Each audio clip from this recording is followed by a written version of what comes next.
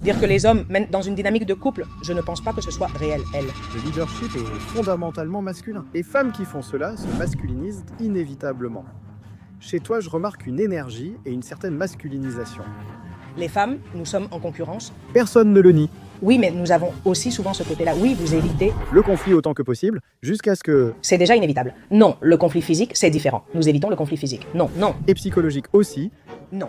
Le conflit... Psychologique. Tu penses que les femmes fuient ce type de conflit? Avec combien de femmes tu as des relations? dans une certaine mesure, jusqu'à ce que l'eau déborde du verre. Oui. Tiririne.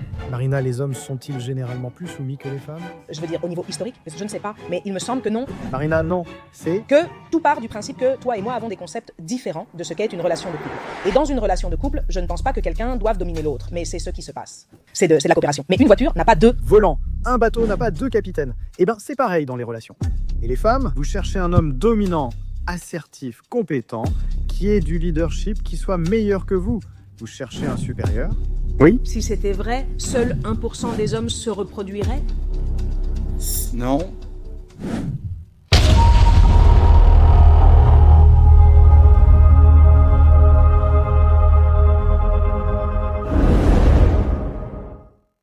Mesdames et messieurs, bienvenue dans un nouvel épisode de La Factoria. Aujourd'hui, ce podcast est différent. Aujourd'hui, nous allons faire un autre débat en face à face. À ma gauche, nous avons Antonio Despils. Vous le connaissez déjà? Il défend la Red Pill et des idées conservatrices, mais il est surtout Red Pill, n'est-ce pas, Antonio? C'est vrai. C'est vrai. Et à ma droite, nous avons Marina, une jeune femme qui ne se définit pas comme une féministe woke, mais corrige-moi si je me trompe, tu as quand même certaines défenses envers le féminisme à ses débuts.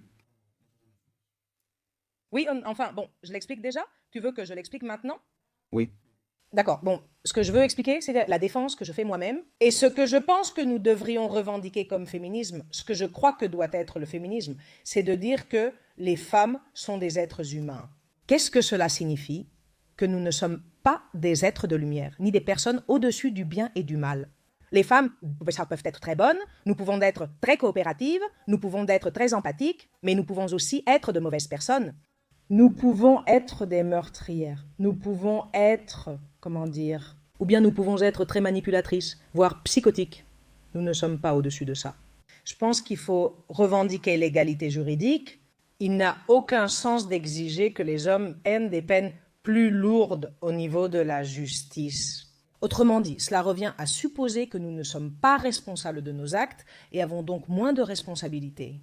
Ça d'une part. Je revendique aussi que les femmes sont aussi capables que les hommes de prendre leurs décisions, d'être indépendantes et responsables. Tout ce que nous décidons a une série de conséquences et nous devons être responsables de nos décisions. Tous ces discours paternalistes, et du genre « non, parce que la société nous dit que bon, qu'est-ce que c'est ?» Moi, je trouve ça nul. Je veux dire, quand tu es adulte, tu dois être responsable des décisions que tu prends. Les femmes, dans la société actuelle, dans la société occidentale, nous sommes parfaitement libres de choisir ce que nous voulons étudier, dans quoi nous voulons travailler. Nous gérons notre argent et pouvons acheter une maison. Alors, avoir tout le temps ce discours paternaliste ou dire que nous avons besoin de quotas ou autre, si tu vas bien seul, tu n'as pas besoin de béquilles. C'est-à-dire, si tu revendiques que les femmes ont besoin que quelqu'un nous aide ou nous soutienne, c'est parce que tu es en train de dire que nous ne sommes pas capables par nous-mêmes. Je soutiens que nous sommes aussi capables que les hommes d'atteindre nos objectifs. Que ce soit des postes à responsabilité dans de grandes entreprises, fonder notre propre famille, gérer notre patrimoine, peu importe. Et d'un autre côté, je pense que le féminisme s'est trompé dans l'histoire, pas seulement le féminisme wow, mais depuis le début. Il a beaucoup méprisé la maternité. Ce qui nous définit en tant que femmes, c'est notre capacité à être mère. Sommes-nous prêtes biologiquement et psychologiquement? Cela ne signifie pas qu'on y soit obligé, et il est respectable de ne pas vouloir d'enfants. Mais biologiquement, tout ce qui concerne notre biologie, mais aussi tout ce qui concerne notre psychologie est axé sur le fait que nous pouvons être mères. Et je pense, moi qui suis justement en train de traverser le processus où je veux devenir mère, je pense qu'il n'y a rien de plus valorisant que d'être, c'est-à-dire penser que mon corps est capable de donner naissance à une personne dans ce monde, de fabriquer la nourriture pour la nourrir pendant les premiers mois. Je veux dire, je pense qu'il n'y a rien de plus important. Chaque personne sur la surface de la Terre a été mise au monde par une femme, toutes sans exception. Alors, pourquoi le féminisme a-t-il manifesté ce mépris depuis le début? Qu'il y ait eu tant de femmes qui se sont senties jugées ou méprisées par le féminisme classique à cause de leur décision de devenir mère, ah non, je pense que ça a été une grave erreur. Je crois que c'est le discours le plus antiféministe que j'ai jamais entendu. Je suis tout à fait d'accord. Et voilà, je suis aussi tout à fait d'accord avec tout ce que tu viens de dire. Cependant, Annelle, il y a eu une réaction contre le féminisme où apparaissent des figures, c'est comme Antonio, moi aussi, mais dans ce débat, je ne suis que le modérateur, auquel tu as aussi certaines critiques. Exact. Oui, mais bon, parce que ce que j'ai un peu vu concerne surtout les dynamiques de couple. C'est-à-dire, je pense que vous gardez beaucoup l'idée que l'homme doit diriger et que la femme, par nature, doit se laisser guider. Je pense que toute personne adulte qui est aujourd'hui dans un mariage heureux sait que c'est complètement faux. Dans le couple, on suit la volonté de la femme. En tant que consultante immobilière, lors des visites d'appartements au couple typique, lui et elle. L'homme peut beaucoup aimer l'appartement, mais si la femme ne l'aime pas, l'appartement ne se vendra pas. L'homme peut dire ce qu'il veut. C'est pareil pour les travaux, le choix des couleurs des murs ou de la couette. Et en plus, il y a quelque chose chez les hommes que j'aime beaucoup, c'est que je trouve qu'ils sont très pratiques. Parce que nous, on est très pointilleuse et toujours prête à discuter pour n'importe quelle bêtise. Et pourtant, vous, c'est comme, regarde, pourquoi qu'est-ce que je vais discuter? Pour quelque chose dont je me fiche. Comment rendre ma femme heureuse? On achète la maison, choisit la couleur et inscrit les enfants à l'école qu'elle souhaite. Tout homme mature dans un mariage heureux sait que pour réussir, il faut dire « oui chérie, ce que tu veux ». Donc, dire que les hommes dirigent la dynamique du couple, je pense que ce n'est pas vrai. Je n'ai à aucun moment dit que les hommes dirigent dans le domaine du couple ou qu'ils dirigent majoritairement. Parce qu'en effet, l'immense majorité des hommes jouent depuis la rareté. Ils n'ont pas d'option. Ce sont des hommes médiocres et évidemment, ils ne sont pas dans leur rôle masculin. Ils laissent la femme mener la danse et ensuite cette femme, évidemment, ne les respecte pas. Et cela est très courant. Donc je ne dis pas que c'est la généralité. Pour la généralité, je suis d'accord avec ce que tu dis. Mais maintenant, le type d'homme que vous voulez vraiment, les hommes masculins que vous désirez le plus, ce sont eux qui dirigent. Et il se trouve qu'en fin de compte, le leadership est quelque chose d'intrinsèquement masculin et naturellement masculin. Et il y a beaucoup de raisons biologiques derrière cela. Pour commencer, vous, les femmes, avez sélectionné des hommes capables d'obtenir des ressources. C'est-à-dire que Vous-même, êtes-vous en train de demander que nous ayons tendance à vouloir être des leaders ? Chez vous, par là, cela n'a pas été valorisé. Nous avons surtout privilégié fertilité, beauté et jeunesse. Il faut savoir que la testostérone est directement liée à la compétitivité, entre autres. Nous en avons 20 fois plus, Marina. Cela montre que les hommes sont naturellement plus compétitifs. Nous, pour les femmes, nous sommes aussi très compétitifs entre nous, oui. Oui. Et en fait, vous êtes encore plus compétitives entre vous que nous entre nous. Parce que la compétition sexuelle entre femmes est beaucoup plus marquée que chez les hommes. Parce que les hommes peuvent apporter de la valeur de différentes manières face au sexe opposé. Donc, ils n'ont pas besoin d'avoir autant de rivalité à ce niveau-là. C'est pour ça. Tu parles de rivalité entre nous. C'est ça, qu'est-ce qu'il y a? Ce n'est pas ça. Non. Nous rivalisons pour le statut et la valeur auprès du sexe opposé, mais comme il existe plusieurs façons d'y parvenir, la concurrence reste modérée. Chez les femmes, la compétition intrasexuelle est bien plus forte. Parce que votre principal atout en termes de valeur pour le sexe opposé, c'est votre fertilité, votre beauté et votre jeunesse. Tous les 5 mètres, une fille plus jeune sera à côté de toi. Chaque année, une nouvelle génération de filles de 18 ans arrive. Et vous êtes en compétition avec des filles qui vous entourent, des filles qui sont plus jeunes, plus belles, plus fertiles. Donc votre concurrence là-bas est plus intense. mais tu te contredis toi-même, tu dis que les hommes ils ont plus de testostérone, que la testostérone est ce qui vous pousse à être compétitif, et ensuite tu dis que les femmes APD sont plus compétitives. Quoi? Non, nous ne parlons pas de la compétition sexuelle interne, mais laisse-moi finir. Nous parlons de leadership. Donc la compétitivité est aussi directement liée au leadership. Depuis l'enfance, nos portaines, nos jeux ont souvent un gagnant, parfois même un classement, dont nous reparlerons plus tard. Donc c'est vrai qu'en général, nous sommes plus compétitifs, mais pas dans le domaine lié au sexe opposé, mais en général, nous sommes plus compétitifs, surtout pour le statut. qu'est-ce qu'il se passe?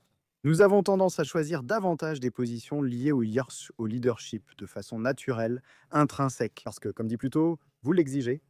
Vous demandez un homme, un leader capable d'obtenir des ressources et du statut. Cela a toujours été le cas au niveau anthropologique dans l'histoire. Alors, vous-même, c'est pourquoi il est naturel que l'homme tende à être plus leader. Ensuite, il y a beaucoup d'autres raisons. Par exemple, un détail très curieux que j'explique parfois, c'est que les zones du cerveau responsables de la motivation et de la récompense sont directement corrélées à la recherche de statut et de leadership. Chez les hommes, ces zones cérébrales sont plus actives que chez les femmes. Et ce n'est pas un hasard, c'est parce que vous, les femmes, avez récompensé le fait que nous soyons des leaders, que nous soyons compétitifs, etc. C'est comme ça. Aussi, dans l'histoire de la civilisation humaine, l'homme dirige, la femme suit. Qu'il y ait, en général, dans les relations et la société. Qu'il y ait des femmes qui sont des leaders, hein, c'est très bien, mais elles ne sont pas leaders par nature, comme le sont les hommes. Depuis toujours, non, pour ces raisons, les hommes ont dirigé. Et en plus, vous voulez généralement suivre, surtout les femmes les plus féminines, Qu'est-ce que tu veux dire par nous voulons suivre? que vous aimez vous détendre, entrer dans votre énergie féminine et prendre le rôle passif de suivre le leadership de l'homme que vous respectez et admirez. Oui. On pourrait dire comme le célèbre, désormais très en vogue dans les cercles féminins. Je veux un homme qui résout les problèmes. C'est ce qu'on recherche, non? Oui, mais je pense qu'on mélange les concepts. Pouvoir résoudre des problèmes ne fait pas forcément de quelqu'un un leader. Être résolutif et diriger sont deux choses différentes. Certaines personnes dirigent mal car elles ne sont pas résolutives. Parce qu'elles fondent leur leadership sur la force, pas le respect. Alors, je pense que là, vous mélangez des concepts que je ne comprends pas très bien. Marina, tout au long. Le débat est avec lui. Si tu parles... Au pluriel, je vais devoir intervenir. Ne t'en mêle pas, crois-moi. Ce ne serait pas juste? Marina. Serait-il juste de dire qu'au cours de la civilisation humaine, depuis ses débuts, l'homme a eu tendance à diriger dans tous les aspects de la société? Oui, eh bien, L'homme, pour des raisons biologiques évoquées, est un leader naturel. La femme peut-elle l'être? Oui, mais cela ne signifie pas que le leadership est intrinsèque chez la femme. Donc, le leadership est davantage lié à la masculinité. C'est une caractéristique qui est sans aucun doute plus masculine que féminine. Et maintenant, si tu veux, Marina, certaines femmes se sont un peu masculinisées pour devenir leaders, ce qui est tout à fait légitime. En fait, les femmes dirigent très bien aussi. Elles dirigent d'une manière différente des hommes, elles ne dirigent pas de la même façon. de la manière...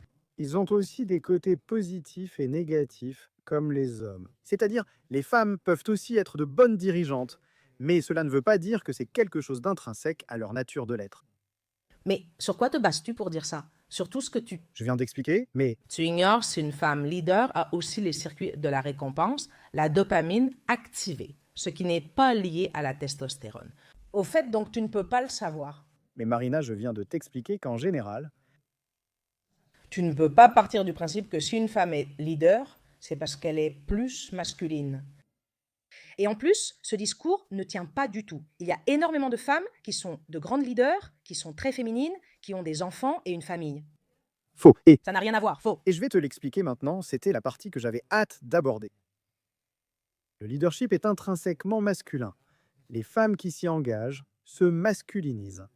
Pourquoi cela vous conduit-il à vous masculiniser? Et tu ne coupes pas vite cette énergie en rentrant chez toi? Non. En fait, je remarque chez toi une énergie masculine, et sûrement. Que fais-tu dans la vie? Je suis consultante immobilière. J'ai étudié Pharmacie, mais en ce moment, je suis consultante immobilière. Et tu veux évoluer? partenaire, économiquement? Oui, bien sûr, d'accord. On voit chez toi une certaine masculinisation à ce niveau. Mais C'est-à-dire gagner mon propre. argent et Gérer mon patrimoine, c'est être masculine. gravir les échelons de l'entreprise est synonyme de devoir développer certaines caractéristiques qui sont masculines. Je t'explique. La féminité et la masculinité ne sont pas des constructions sociales, contrairement à ce qu'affirme le féminisme. Les hommes partagent des caractéristiques biologiques communes, d'où le terme masculinité. Masculinité. Et la plupart des femmes partagent l'un d'entre elles. Il y a beaucoup de zones grises ici. Je ne dis pas que c'est tranché. Que vous ne deviez pas être des leaders, je ne dis jamais ça. Ce que je dis, c'est la réalité. Pour être leader, tu dois être dominant, assertif, déterminé. Tu dois imposer une certaine autorité Et tout cela, ce sont des caractéristiques masculines, Les femmes n'exercent pas d'autorité. qui éduquent Les enfants, du... traditionnellement, la mère, normalement. Dans l'éducation des enfants, joue un rôle plus important dans les premières années de l'enfant, où elle lui donne cet amour maternel, cette tendresse, où elle le nourrit. Et elle peut aussi le motiver et imposer une certaine autorité. En réalité, c'est normalement l'homme qui assume l'autorité, prépare l'enfant à la vie et se montre plus strict, surtout quand il tient son rôle masculin. Je ne sais pas comment c'est pour toi, car il existe différents couples. Dans la maison du Seigneur, il y a de tout. Mais en général, c'est comme ça. Le père est souvent plus strict, préparant l'enfant aux réalités difficiles du monde. Et en général, un père impose plus d'autorité qu'une mère. En général. Est-ce qu'il y a des mères qui le font? Oui, mais elles sont un peu plus masculines. En général, c'est ainsi. Si tu n'es pas d'accord, c'est différent. C'est-à-dire, Le rôle de représenter plus d'autorité reviendrait au père. laisse-moi un. Pourquoi n'es-tu pas d'accord avec ce que Antonio vient de dire? C'est que je pense que ce que tu dis n'est pas représentatif de la société occidentale actuelle. Je suis désolée, ce n'est pas le cas actuellement. Je pense que tu te bases que sur des choses qui étaient ce qui pouvaient peut-être arriver dans l'époque victorienne, mais qu'aujourd'hui, que Ce n'est pas le cas. les hommes ne détiennent pas toute l'autorité devant les enfants. Je ne sais pas si vous savez qu'actuellement, de nombreuses femmes élèvent seules leurs enfants. Parce que nous vivons dans une société où il est difficile de trouver des hommes prêts à assumer des responsabilités. Certaines femmes s'y choisissent ce chemin parce que je vais... De donner un point en ta faveur à cause. À cause du féminisme et de cette société moderne dans laquelle nous vivons. Les hommes sont de moins en moins masculins. Et effectivement, c'est mieux. Les mères ont tendance à être plus représentées dans ce rôle, parfois même plus autoritaire, même que l'homme le plus soumis. Mais cela n'a jamais été le cas au cours de l'histoire. Ça n'a jamais été comme ça. Et en fait, j'oserais dire qu'aujourd'hui, malgré toute la modernité et le féminisme qu'il y a, en général, les pères représentent une plus grande autorité aux yeux des enfants que les mères, en moyenne, de façon générale. Je pense que le féminisme fait partie de la raison que tu évoques, mais je crois vraiment que la véritable raison, c'est que nous vivons dans une société profondément infantilisée. Le féminisme a contribué à cette infantilisation des adultes, et c'est pour cela qu'on entend souvent des discours aussi ridicules. C'est que je veux faire ce que je veux, parce que je ne sais pas quoi, parce que je ne veux pas avoir d'enfants, parce que je veux voyager, enfin, tout ça. Ce genre? Beaucoup de bêtises proviennent d'une société très infantile. Elle... Le féminisme woke a fait partie de cette infantilisation. Mais non. Ah. Ce n'est pas le seul facteur. Et je veux intervenir, et ce que je fais n'est pas tout à fait juste envers toi. Mais il y a ici un fait accablant qui remet en question ta vision. Je ne vais pas le présenter comme un tacle, ni comme... Un contre-argument. Mais il y a plusieurs études qui démontrent que les parents célibataires élèvent bien mieux les enfants. Les enfants issus de familles avec un père célibataire obtiennent de bien meilleurs résultats dans absolument toutes les mesures que ceux issus de familles avec une mère célibataire. Tu viens de me le voler. Mais je n'essaie pas de faire une compétition. Je ne dis pas que j'éduque mieux ou pas. Je ne fais pas de compétition. Mais ça, Nous étions En train de parler de... qu'à la maison, les femmes élèvent les enfants. Et c'est vrai, aujourd'hui, beaucoup de femmes élèvent seules de nombreux enfants. Nous vivons dans une société où un pourcentage très élevé d'hommes sont élevés uniquement par des femmes. Parce que, si je ne me trompe pas, le chiffre peut varier un peu. 80% des enseignantes du préscolaire et du primaire sont des femmes. La grande majorité des jeunes n'ont pas de figure paternelle, donc ce sont les femmes qui sont chargées d'éduquer cette société. Et toi, qu'as-tu dit avant? Notre société est la plus infantilisée de l'histoire. Des enfants extrêmement émotionnels, des jeunes qui ne sont pas préparés à affronter la frustration, des jeunes qui n'ont aucun contrôle sur leurs émotions. Et je crois que cela, en grande partie, est dû au manque d'autorité masculine que le féminisme a effectivement cherché à éradiquer du foyer. Tout à fait. c'est ce que je te dis. Je pense effectivement que le féminisme fait partie de ce problème, mais je crois qu'il y a d'autres facteurs. Quels seraient ces facteurs, Marina? Là, on entrerait dans la politique. Ce n'est pas grave, on peut?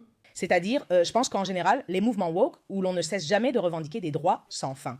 Il arrive un moment où parfois je me dis, mais combien de droits existent-ils? Parce que c'est tout le temps, des droits, tout le temps. Ce que je veux, tout le temps, parce que moi, ce que je veux, c'est faire ça, et si quelqu'un ne me laisse pas, je ne sais pas quoi. C'est-à-dire, comment enlever aux personnes la responsabilité de leurs propres actes et de leurs propres décisions.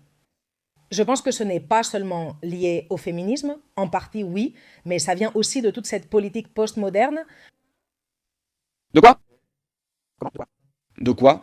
C'est-à-dire, quand tu parles de décharger les gens de la responsabilité de leur propre chemin, de leurs propres décisions, c'est là qu'intervient un facteur externe, l'État. Exactement. Non, non, non, comme lui. L'État te le résout. Comme Tu es attardé mental, tu dois me donner la moitié de ce que tu gagnes, parce que tu ne peux pas te faire ta propre retraite privée, effectivement. tu peux te payer, Ta propre assurance, tu ne peux rien faire. Putain, toi, moi, je vais le faire mieux. littéralement. Donc ce sont des politiques de D'endoctrinement, gaucher. On peut dire la vérité. on y va. On va aussi s'y plonger maintenant. Ce sont des politiques de la gauche postmoderne. Pour moi, une politique de gauche revendique la lutte des classes. Et là, tu serais plus d'accord. Toi, c'est simplement pour te situer, non? Aujourd'hui, je respecte la gauche classique, je respecte la revendication de la lutte des classes, je défends les droits des travailleurs. Aujourd'hui, je ne me sens pas tellement alignée avec beaucoup des points qu'ils défendent. Surtout au niveau de la distribution des richesses et tout ça, mais je la respecte quand même. Je pense que ce qui a été fait, c'est de prendre les aspects les plus totalitaires et d'ingénierie sociale de la gauche et de les utiliser au profit des grandes entreprises pour instaurer un État totalitaire. Qui te dit comment tu dois te comporter à chaque instant de ta vie? Oui, ce que tu dois manger, avec qui tu dois. En réalité, ce n'est pas la gauche classique, car elle ne cherche pas. On est passé de la lutte des classes à une lutte entre minorités, groupes opprimés. C'est vrai. Alors, quand toi? Et j'ai déjà une question. Désolé, Antoine, mais son avis m'intéresse beaucoup. Quand ce changement survient-il? Quand la gauche choisit-elle? Écoute, il faut qu'on change de discours. Le discours de classe ne marche plus pour nous parce que ça ne fonctionne plus. Je pense que tout a commencé avec la chute du mur de Berlin et de l'Union soviétique. Dès lors, quand le danger Une gauche réel disparaît presque partout dans le monde, seuls Cuba et la Corée du Nord restent des bastions. Ce sont de très petits pays avec peu de potentiel. Quand ce grand ennemi de l'Occident disparaît, je pense que c'est là que ce changement se produit. Et quand il y a des personnes très intelligentes, pour ainsi dire, qui disent « allons prendre ». Cela a aussi permis qu'autant de personnes fassent partie d'un groupe où il était impossible de protester. Nous allons provoquer des discussions entre eux, des disputes pour que les gens se séparent. Diviser pour mieux régner. Et nous allons provoquer ce genre de lutte partielle pour qu'au final, quelle est la solution? Qu'ils soient plus faibles? Oui, et qu'ils arrêtent d'identifier quel est le vrai problème, qui sont ceux d'en haut. Parce que ce qu'ils font, C'est que maintenant, le problème, ce sont les personnes hétérosexuelles, qui sont des hommes cis, hétéros et qui sont blancs. Alors, ils sont passés de considérer que l'ennemi, soit eux, pour essayer de se défausser et de faire passer l'ennemi à autre chose. Pour que nous, effectivement, toi, comme tu le dis, c'est pour que nous nous battions entre nous. Et en plus, pardon, ça n'a aucun sens. Je veux dire qu'ils essaient de cibler les femmes de la société occidentale, nous opposer aux membres de la même société. C'est une grosse erreur et ça n'a pas de sens. Nous en sommes là. grâce à... Car nous sommes entourés d'hommes ouverts d'esprit et toujours présents pour nous soutenir.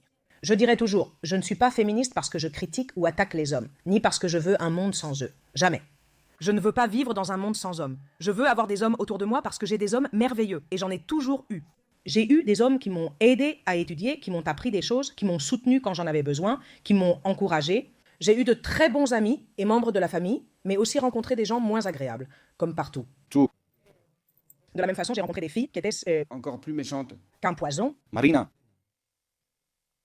Le point que je veux qu'on aborde ce sujet et que vous en parliez tous les deux et que vous me donniez votre avis là-dessus, c'est cette confrontation entre hommes et femmes. Au final, vous ne pensez pas que c'est provoqué? Non. C'est délibéré, c'est provoqué, bien sûr. C'est-à-dire le fait qu'on constate sans cesse chez l'homme, et comme tu l'as dit, l'homme blanc hétérosexuel. Bon, voyons voir.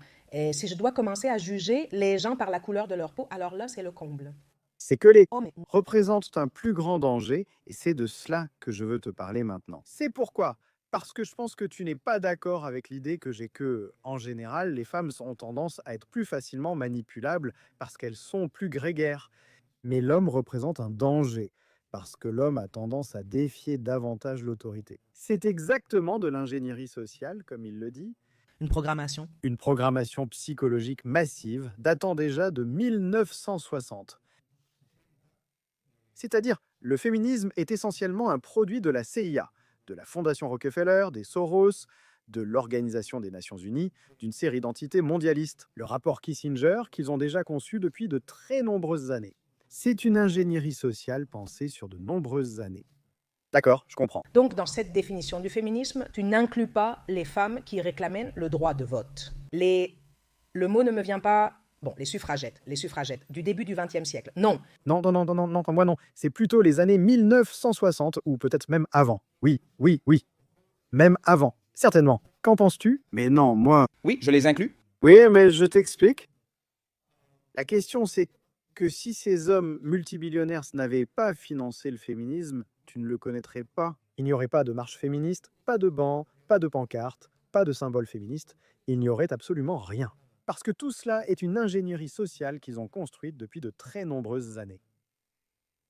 Et si on remonte au suffragisme, les suffragettes étaient des folles. Les suffragettes étaient carrément de très mauvaises personnes. En plus, elles étaient très snobs. Tu as pris un café avec toutes ou quoi? Non. Parce que j'ai Fait. un révisionnisme très... Oui, la plupart. Bon, qu'en penses-tu? Les suffragettes ont commis 450 attentats en 6 mois.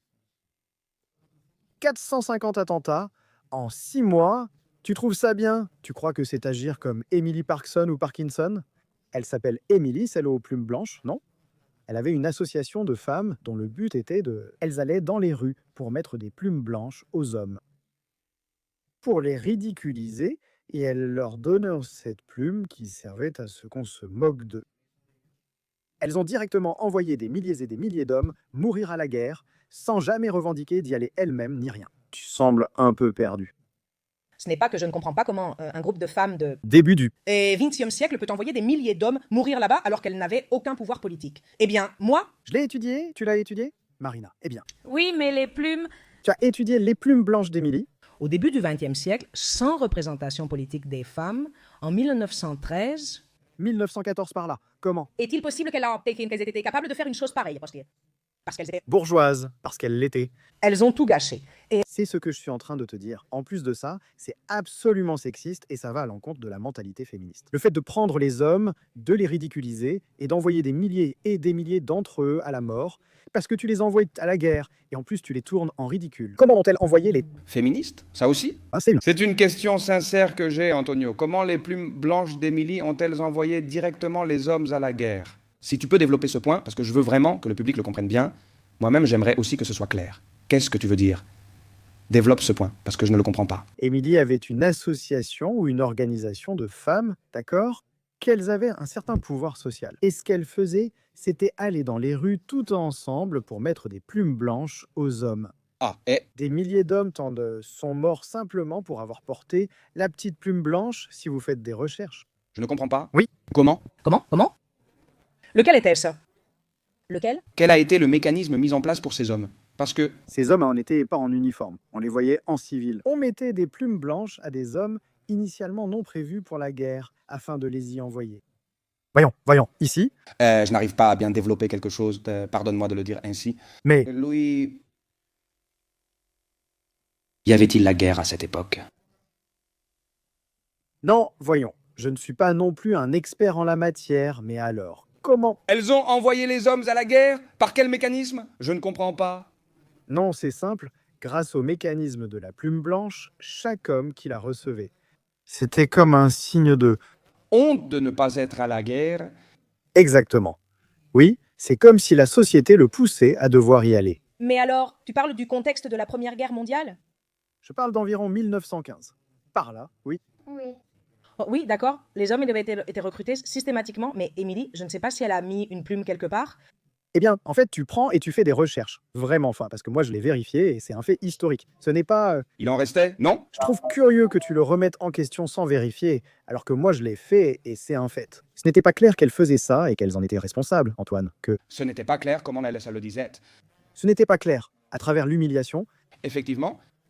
Et toute la société comprenait ce que signifiait la plume blanche. c'était une dénonciation. Ces hommes qui ne partaient pas à la guerre, et ces hommes, par honte aux yeux de la société, décidèrent de s'engager et d'aller à la guerre. C'est le point où nous en sommes. Eh bien, où était-il même un peu forcé, peut-être? Je ne le... Je sais pas trop, j'enquêterai plus tard en sortant d'ici. Je rentrerai chez moi et je ferai des recherches. Moi aussi, l'histoire m'intéresse et je ne la connaissais pas. C'est très intéressant. Que tu vois que toute cette histoire, Oui, voyons, tu ne peux pas. C'est-à-dire, moi, dire que tout le mouvement suffragiste se limite à ça? Oui, c'est-à-dire à cause d'un fait isolé perpétré par une personne en particulier. Tu ne peux pas dire que tout le suffragisme est coupable d'une telle chose et que tout se résumait à ça. Le mouvement suffragiste a commencé par demander le droit de vote pour les femmes parce que les femmes ne pouvaient pas voter. Mais c'est que... C'était le début. Mais une... Question? Je suis un peu perdu. Je souhaite poser une question ici. Je peux surtout parler de l'égalité des droits politiques et des droits. L'ego, c'est génial. On oublie toujours les obligations, donc Je suis totalement d'accord. je trouve cela un peu curieux. C'est une opinion très controversée. Peut-être qu'on va me censurer. Le droit de vote n'était pas lié à l'égalité. Et avec quoi cela avait-il à voir? Des privilèges sans obligation. L'égalité ne doit pas être à sens unique pour les privilèges, mais pas pour les obligations. Le suffrage universel masculin a été instauré car les hommes subissaient les conséquences de ces votes. Moi, aujourd'hui, je me demande si les féministes, si on avait proposé aux suffragettes l'option suivante, d'accord. Nous allons vous accorder les mêmes droits, mais vous aurez aussi les mêmes obligations. Dans le contexte de guerre qui régnait au début du XXe siècle, je t'assure que oui, Aujourd'hui, c'est pareil. Le 90% se serait dégonflé. Et je vous le dis aujourd'hui, si l'Espagne était au bord d'un conflit. Et il y a beaucoup de femmes qui se disent qu'aux féministes, on leur donne l'option du front de bataille. Mais gardes-tu ton droit de vote ou renonces-tu à ton droit de vote et tu es exempté de guerre? Tu y renonces? Presque toutes y renoncent. Écoute, mais tu es en train de prendre... La situation, finalement, tu pars seulement si ta vie est en danger extrême. Marina? Pour vous, pour les hommes et les femmes, Marina, faire choisir une personne JLF, c'est Une décision, un peu compliqué. c'était ce que les hommes. Et ce que tu disais à propos du droit de vote, au début du XXe siècle, ce n'est vraiment pas si simple. Les théoriciens qui étaient contre le droit des femmes disaient que les femmes, eh bien, nous étions une sorte d'hystériques, sans capacité de décision propre, qui nous laissions influencer par ce que n'importe qui nous racontait. Et comme nous étions très influençables, eh bien, nous ne devrions pas avoir le droit de vote, parce qu'en fait, la raison elle-même prend parti là-dessus. La raison elle-même... a son mot à dire. Attends, allons-y point par point. Point, s'il te plaît, un petit moment, allons-y, point par point. C'est faire un rappel historique pour que les gens se souviennent des choses qui se sont passées dans ce même pays. Le Parti socialiste d'Indalecio Prieto et de Largo Caballero affirmait cela quand Clara Campoamor réclamait le droit des femmes, disant qu'elle était libérale. Il disait que si les femmes votaient, la droite gagnerait car elle serait influencée par le clergé. Et par le mari. Eh bien, il disait, surtout par l'Église, mais aussi par le mari, enfin qu'elles allaient se laisser influencer, tu vois. Je revendique que les femmes ont autant de capacités que les hommes pour décider. Il faut déjà qu'on arrête cela. Avec les bêtises. Et d'arrêter de se laisser porter. Que les adultes assument leurs propres décisions. D'accord, si tu choisis cela, je te laisse, Antonio. Dieu va au sexe opposé. Et c'est à subir les conséquences d'une guerre que toi-même tu ne vas pas subir, c'est là que ce n'est pas juste. Écoute, la guerre, nous la subissons tous, même si ce n'est pas mon cas. Un instant. Même si on ne m'envoyait pas au front, je ne veux pas que mon petit ami aille au front, ni mes cousins, ni personne de ma famille. Les femmes me souffrent aussi de la guerre. Aucune femme saine d'esprit ne souhaite voir l'homme à ses côtés partir au front. Marina, allons un peu dans l'ordre. Tu dis que les suffragettes revendiquaient le suffrage universel, non? Oui, mais C'est faux. Si tu étais mieux informé, tu ne dirais pas ça. Elles refusaient que toutes les femmes votent pour elles. Tu savais? Marina? Non. Bien sûr, c'est pour ça que j'ai cette rancœur, et à juste titre, contre ces maudites suffragettes et toutes les féministes. Et aussi contre ce qu'on appelle à tort la deuxième vague, qui pour moi est la première, celle de 1960, parce que ce n'est que fraude après fraude et privilège après privilège. Et en plus, eh bien, c'était des terroristes. Ça, pour commencer. Donc, les suffragettes ne défendant pas et ne demandant pas que toutes les femmes votent, c'est faux. Elles voulaient seulement que les femmes bourgeoises votent. Arthur Henderson du Parti travailliste a obtenu le droit de vote pour toutes les femmes, le suffrage universel, contrairement au suffrage censitaire voulu par les suffragettes. Le savais-tu? oui, qu'elles n'ont pas. Les suffragettes ne voulaient pas que toutes les femmes votent. C'est faux, rien à voir avec elles. C'est une personne étrangère au suffragisme et au féminisme qui l'a obtenu. Marina? Tu ne peux pas appliquer les valeurs actuelles à la société victorienne, où la distinction entre classes était nette. les femmes bourgeoises se souciaient peu du droit de vote des classes inférieures. Ouais. Bien sûr, cela leur était égal, car comme tu dis, elles étaient bourgeoises. Bien sûr, elle voulait... Le droit de vote pour les femmes de leur classe sociale Oui, eh bien, voilà, c'est comme ça. Comme ceux qui n'étaient pas suffragistes, le voulaient pour... toutes. Mais est-ce que tu extrapoles des valeurs actuelles à l'Europe du début du XXe siècle? Bon, moi, c'est... Non, je soutiens qu'Arthur Henderson voulait vraiment que toutes votent. Et les suffragettes, c'était elles qui voulaient. Parce que les femmes ne voulaient rien du tout, parce que... Alors, ce qu'elles le voulaient viennent juste pour elles, par classisme. Oui, pas comme le Parti travailliste qui voulait que tout le monde vote. Donc ce n'est pas le suffragisme qui a obtenu le droit, le suffrage universel. Elle voulait seulement le vote censitaire. D'accord. Important, je veux... Aborder un sujet ici. Tout à l'heure, tu as dit qu'on prétendait que les femmes étaient très influençables, hystériques, et qu'elles allaient voter pour un type parce qu'il était beau ou parce que le clergé le leur disait, parce que le mari l'influencerait. Tu dis que non, mais tu admets que d'une certaine manière, c'est vrai. Je vais donner la parole à Marina. Pourquoi défends-tu que ce n'est pas le cas? C'est-à-dire que nous, que les... Les femmes ont la capacité de discernement, en règle générale. S'il vous plaît, je veux que le public comprenne qu'ici, on ne parle pas de casse... très précis, car je connais des filles très capables et intelligentes. Je vois ensuite Charo Osorio affirmer que Pedro Sanchez est très beau, et je me demande si ces personnes avaient raison. En Espagne, mais aussi aux États-Unis, de nombreux présidents ont été élus grâce au vote féminin, car ils étaient beaux. Nous parlons en général, c'est ça. C'est-à-dire, ça ne s'est pas produit dans un seul pays. La Guapora ajoute, le vote ajoute, Beaucoup pointe dans le... vote féminin. Le Être beau, fais attention à ce sujet. et bien parler et le chéri. Il y a une... chose que tu as dite tout à l'heure qui me semble très intéressante. Tout droit implique une obligation. Le droit à la vie t'impose l'obligation de respecter la vie des autres. Le droit à la liberté t'impose l'obligation de respecter la liberté des autres. Le droit de vote t'impose l'obligation de t'informer sur ce pourquoi tu votes. Je crois que c'est cela. C'est-à-dire, l'une des principales raisons pour lesquelles notre démocratie ne fonctionne pas actuellement, c'est parce que les gens n'ont pas la moindre idée de ce pourquoi ils votent. Alors, un sondage Dans la rue, Sur ce qu'est la gauche et ce qu'est la droite. Si on leur demande de citer des mesures économiques, les gens n'en ont pas la moindre idée. Et en plus, avec tout le mélange d'idées postmodernes qu'il y a en ce moment, être de gauche, c'est devenu quelque chose de très différent de ce que c'était avant. La proposition économique, c'est encore pire.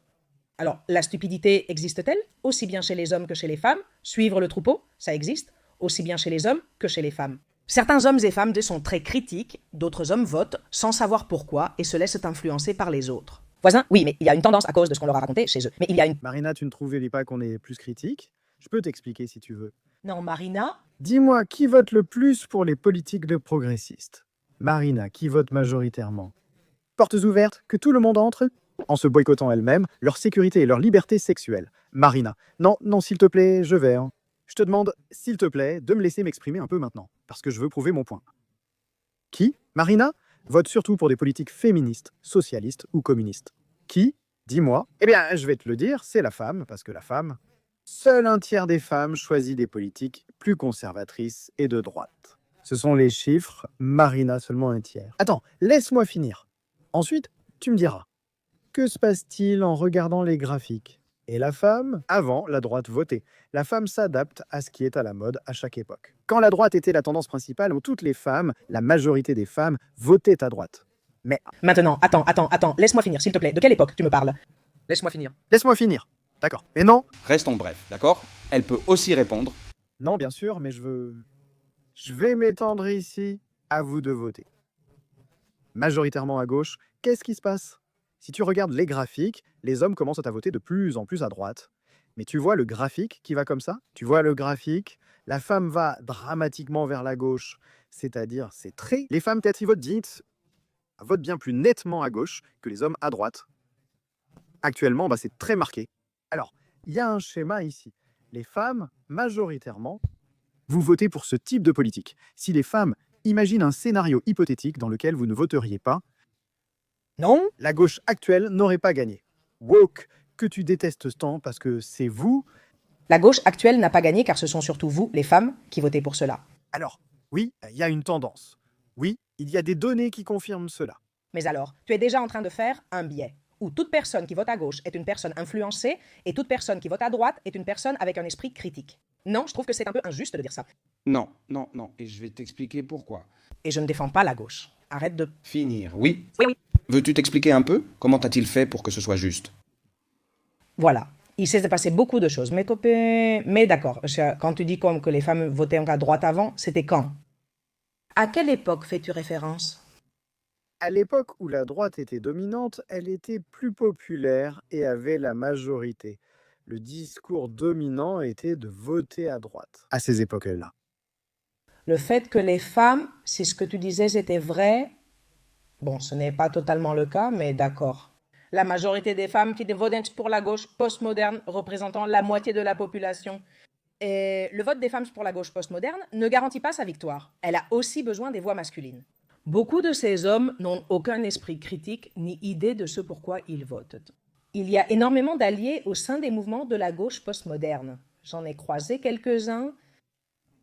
Alors, Aliès. Bétonide? Non. cela dépend uniquement du vote des femmes? Non, non. Parce que si tous les hommes votaient à droite, tous sans exception, et que toutes les femmes votaient à gauche, le résultat serait 50-50. Et ce n'est pas le cas. Bien sûr, c'est la situation que je t'ai dite. Seul un tiers des femmes choisit des politiques plus conservatrices. Vous, en majorité, ne le faites pas. Un tiers des femmes ont un regard critique. Pourtant, beaucoup votent pour des politiques qui les desservent. Mais je n'ai jamais dit que toutes étaient des moutons, à aucun moment. Et maintenant, je peux m'expliquer un peu tout seul. On va essayer. Ne t'étends pas trop pour garder le débat. Essaie, je te l'ai déjà dit. Résumé en 1 à 1,5 minutes max. Et Je te demande pareil, même si tu parles un peu moins. Eh bien, je le fais par série. Parce qu'il y a de nombreuses raisons biologiques qui font que les femmes ont tendance à suivre davantage ce que pense la majorité du groupe. Je t'explique. Comme je te l'ai dit tout à l'heure, la testostérone. Une moindre quantité de testostérone chez toutes les personnes, y compris chez les hommes, fait qu'ils s'opposent moins et défient moins l'autorité. Ça, pour commencer, fait qu'ils soient moins courageux, parce que le courage est aussi une caractéristique masculine, puisqu'il faut du courage pour affronter l'autorité. Différent, de nombreuses études en psychologie montrent que les femmes, en moyenne, ont tendance à montrer une plus grande conformité sociale que les hommes. Je n'invente rien, c'est un fait, d'accord, c'est comme ça. Et Je vais te dire, vous, ça s'est bien passé pour vous? Enfin, vous fuyez souvent, car quitter le groupe t'expose aux critiques, à l'isolement et à la perte de soutien. 100%. Là, je te donne raison, d'accord? Alors, et pour les femmes, ça a été plus avantageux au niveau évolutif? Prioriser l'acceptation. D'accord, c'est pour ça que vous avez tendance à vous aligner avec la pensée de la majorité des gens, le discours dominant. Cela a des raisons évolutives qui vous offrent plus de protection et d'avantages. Si vous adoptez cette stratégie et que vous vous comportez de cette manière, d'accord, vous allez vous reproduire davantage et vous allez mieux survivre. C'est un fait, d'accord? De nombreuses études en psychologie le prouvent. Votre tendance au conformisme social est la véritable réalité, mais Pourquoi dis-tu que nous sommes plus conformistes socialement? Et ensuite dire que les féministes des années 60 étaient des terroristes, est-ce que tu ne te contredis pas toi-même? S'il y a eu un groupe de femmes qui ont été capables d'être des terroristes, comme tu dis, ce qui me paraît, combien de femmes? combien de femmes terroristes y a-t-il? Combien d'hommes terroristes y a-t-il? Ou y en a-t-il eu au cours de l'histoire? Parce que je n'ai pas dit que Vous ne vous révoltez jamais. Je ne dis pas que vous êtes toutes comme du bétail. nous nous révoltons beaucoup, beaucoup, n'est-ce pas? Non, si, et il y a aussi un facteur important ici. Je dois... Je suis désolé, mais un facteur important existe. Antonio, je ne comprends pas pourquoi tu ne lui as rien dit. Personne. Moi, au moins, je défends que ces femmes, dès le début, étaient fortement financées par les intérêts de personnes très, très, très puissantes. Nous ne pouvons jamais ignorer le facteur du financement. Et qui se cache derrière ces mouvements sociaux? Antonio Rockefeller les a mentionnés, oui, John Pierpont Morgan, beaucoup de personnes. Eh bien, les maîtres du monde, ceux qui se sont faits justement à ces décennies-là, clé, justement à ces décennies-là, la Réserve fédérale a été créée, justement à cette époque-là. Ils ont jugé l'idée bonne. Nous allons lancer un mouvement pour que tous paient des impôts. Allons-y. À enlever les enfants aux femmes qui les élèvent. Et avec des valeurs plus chrétiennes et conservatrices, maintenant ce sera l'État que nous rendrons progressivement plus laïque. Nous allons déraciner les valeurs, nous allons tout déraciner. Ce n'était pas seulement un groupe de femmes. Terroristes? Dans des cabanes? Dans les montagnes. Il n'y avait ni beaucoup d'argent, ni de pouvoir derrière. Je veux que ce soit clair. Et c'est toujours le cas Leadership. d'hommes. Multimilliardaire? Oui. Oui, il y en a encore aujourd'hui. On en parle depuis le début. C'est ce que nous vivons. L'époque postmoderne que nous vivons est le produit d'une ingénierie sociale où le comportement humain et la réaction face aux stimuli sont très étudiés. C'est-à-dire, si cela se produit, la réaction sera celle-ci. Pour revenir à ce dont nous parlions, le comportement des personnes en groupe a été étudié par la psychologie. Et il n'y a pas de différence entre les femmes et les hommes. Les sectes qui utilisent la psychologie de groupe pour que tous agissent ensemble sans rébellion ne distinguent pas les femmes des hommes. Là, les hommes en groupe se laissent également influencer par le comportement majoritaire. Les femmes seraient plus sociables entre elles. Et bien sûr, maintenant, je pense que ce qu'on appelle le comportement de groupe, qui est largement étudié par la psychologie, je pense qu'il existe une différence entre femmes et hommes, comme je te l'ai dit. La psychologie dit que vous êtes plus conformiste socialement. Est-ce que... Pourquoi ? Tu peux en douter, mais ça n'empêchera pas que ce soit la réalité, je t'explique. Les hommes, un instant... Tu te contredis à nouveau ? Si tu dis que les mouvements postmodernes, qui sont considérés comme anti-système, vont détruire toutes les valeurs traditionnelles, notre société, est-ce qu'ils sont principalement dirigés par des femmes ? Je vais t'expliquer parce que ça, ce n'est pas révolutionnaire, c'est juste suivre le troupeau, parce que c'est le discours dominant. Je sais, mais elles croient qu'elles le sont. Elles croient qu'elles le sont, mais c'est ce que tout le monde soutient, et je viens de te l'expliquer. Les femmes ont tendance à s'aligner sur les idées majoritaires, les idées que tout le monde partage. Et dans ce cas, ce n'est pas être révolutionnaire, c'est toi, en tenant le discours que tu viens de tenir contre le féminisme, c'est ça être révolutionnaire. Et en tant que femme, tu prends plus de risques. Et il est plus rare de voir une femme qui s'écarte et qui penche vers une tendance plutôt antiféministe qu'un homme. Les hommes définissent plus l'autorité à cause de la testostérone, une hormone qui joue ce rôle entre autres. Je vais t'expliquer la dernière chose, c'est très important. Je ne crois pas que la testostérone soit liée à la remise en cause de l'autorité. Et je vais t'expliquer à Au plan biologique, je ne vois pas le lien, hommes avec Esperajota, très rapidement au biologique, les hommes et la plupart des primates. D'accord ? Ils se sont organisés, ils se sont toujours organisés de façon hiérarchique. Les femmes, non. Écoute-moi Marina, mais... que les femmes aussi. Je termine déjà, mais laisse-moi prouver mon point. Les femmes, non, les femmes. Tu ne comprends pas les hiérarchies. Les femmes ne fonctionnent pas ainsi, et je ne vois pas pourquoi tu es jalouse, car ce n'est pas mal. Ne pas comprendre les hiérarchies est féminin et biologique. Les femmes, privilégient la coopération horizontale plutôt que la hiérarchie, qui n'a aucun lien avec une hiérarchie. Si tu étais un peu informé, tu le saurais. Je t'explique, c'est pourquoi les filles, que Marina... S'il te plaît, laisse-moi finir par... C'est pour ça que les filles... Jay. Laisse-moi finir. C'est pour ça que la plupart des filles, quand elles jouent à l'école et qu'elles sont petites, ont tendance à ne pas avoir de jeu où il y a clairement un gagnant. Contrairement aux garçons, elles jouent à la dinette, aux poupées, se racontent des histoires, alors que les garçons se préparent déjà et apprennent. Les hiérarchies. Qui est le meilleur, qui est le pire, qui est au milieu, qui est meilleur. En faisant ceci ou cela, ils établissent des rangs. Et vous, parce que vous privilégiez l'acceptation et la cohésion, vous fonctionnez de manière coopérative, horizontale, qui n'a rien à voir avec la hiérarchie. Certaines femmes ont un sens hiérarchique et peuvent pas le comprendre. Je ne dis pas le contraire, Marina, ne te vexe pas. En train de parler de la... Généralité, Laisse-la parler. Antonio. Laisse-la parler. J'ignore quelle a été ton expérience de vie pendant ton enfance, mais je suis désolée, ce n'est pas la même que la mienne. Je suis une fille qui a grandi dans les années 90, et ce que tu me dis ne correspond pas à l'expérience de vie que j'ai eue, ni à la mienne, ni à celle de beaucoup d'autres filles. Marina. Mon Dieu, les... Et les femmes, oui, c'est vrai que nous sommes plus en groupe. Il y a toujours une meneuse dans ce groupe. Je l'ai vécu moi-même, et beaucoup de femmes l'ont vécu aussi. Il y en a une qui se distingue des autres, et c'est elle qui prend les décisions, et toutes les autres, comme des petites brebis, la suivent. Mais s'il y a un leadership, s'il y a une hiérarchie... Personne ne le nie. Le point, c'est que ce n'est pas au même niveau hiérarchique que nous avons les hommes. Eh bien, Tu sais, je vous trouve plus linéaire entre vous. Va. dans une cour de récréation, dis-moi ce que tu vois. J'étais dans une cour de récréation, donc... Exactement. Les filles dans les coins à discuter et à échanger des potins. Et Les mecs qui se tapent et jouent au ballon, c'est la réalité. Tu vois ? Parce que la testostérone fait une différence fondamentale dans la façon dont sont les hommes et les femmes. Bien sûr, cela influence la tendance des... Femmes ont tendance comme caractéristique féminine à être moins conciliantes. Les hommes ont tendance à être, au contraire, les hommes ont tendance à être moins conciliants. Les femmes ont tendance à être plus conciliantes. plus soumises, Les hommes moins complaisants, avec qui? Je te l'ai déjà expliqué avec l'autorité, s'ils voient une cause injuste ou s'ils veulent la remettre en question soudainement. Parce qu'ils disent non, regarde, je vois là une autorité. Mais attends, comment ça? Ils ont tendance à remettre davantage l'autorité en question. Je te l'ai expliqué, en plus je t'ai expliqué qu'il y a des raisons biologiques derrière cela et que la psychologie le soutient aussi.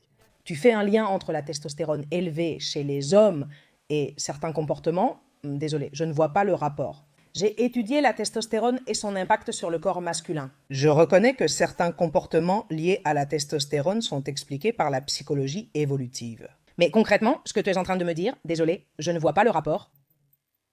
Les femmes entre nous. Nous sommes compétitives, avons du leadership et compliquons la vie quand l'une ne plaît pas à l'autre, non? C'est la même mesure du... Regarde, il y a une étude. Il cherchait à faire ressentir quelque chose à une femme en âge de procréer les vêtements d'une femme, qu'à ce moment-là, elle était en ovulation et on voyait que lorsqu'il sentait les phéromones dégagés par les vêtements de cette femme en ovulation, ses niveaux de testostérone augmentaient. Les femmes, nous sommes déjà en compétition entre nous, Personne ne le nie plus. mais nous avons aussi ce côté-là. Très souvent, si vous évitez, Le conflit autant que possible, jusqu'à ce que... c'est déjà irréversible. Nous évitons le conflit physique, ce qui est différent. Nous évitons le conflit physique. Non. Et psychologique aussi, le conflit. Tu penses que les femmes fuient le conflit psychologique? Avec combien de femmes tu as des relations, toi? Là-bas, Les femmes évitent-elles le conflit psychologique? dans une certaine mesure, jusqu'à ce que l'eau déborde du verre. Oui, Thierry, les... Femmes ont une capacité pour le conflit psychologique, pour la manipulation et Pour... la maltraitance au niveau psychologique. Aussi, tu te sacrifies beaucoup plus que les hommes. Qu'est-ce qui se passe? Les hommes ont plutôt tendance à la... Violence, parce que Comme le dit la psychologie évolutive, les femmes ont moins tendance à adopter des comportements violents physiquement, parce que, de façon subconsciente, nous ne voulons pas mettre en danger notre appareil reproducteur. Si nous courons le risque d'être enceintes et que nous avons un comportement violent physiquement, nous mettons en danger la survie de notre fœtus, fait chose. qui arrive aussi aux hommes, bien sûr. C'est ça, mais Les femmes, c'est pour ça. vous avez tendance à... Pour limiter les risques, nous utilisons la psychologie. Oui, je suis d'accord.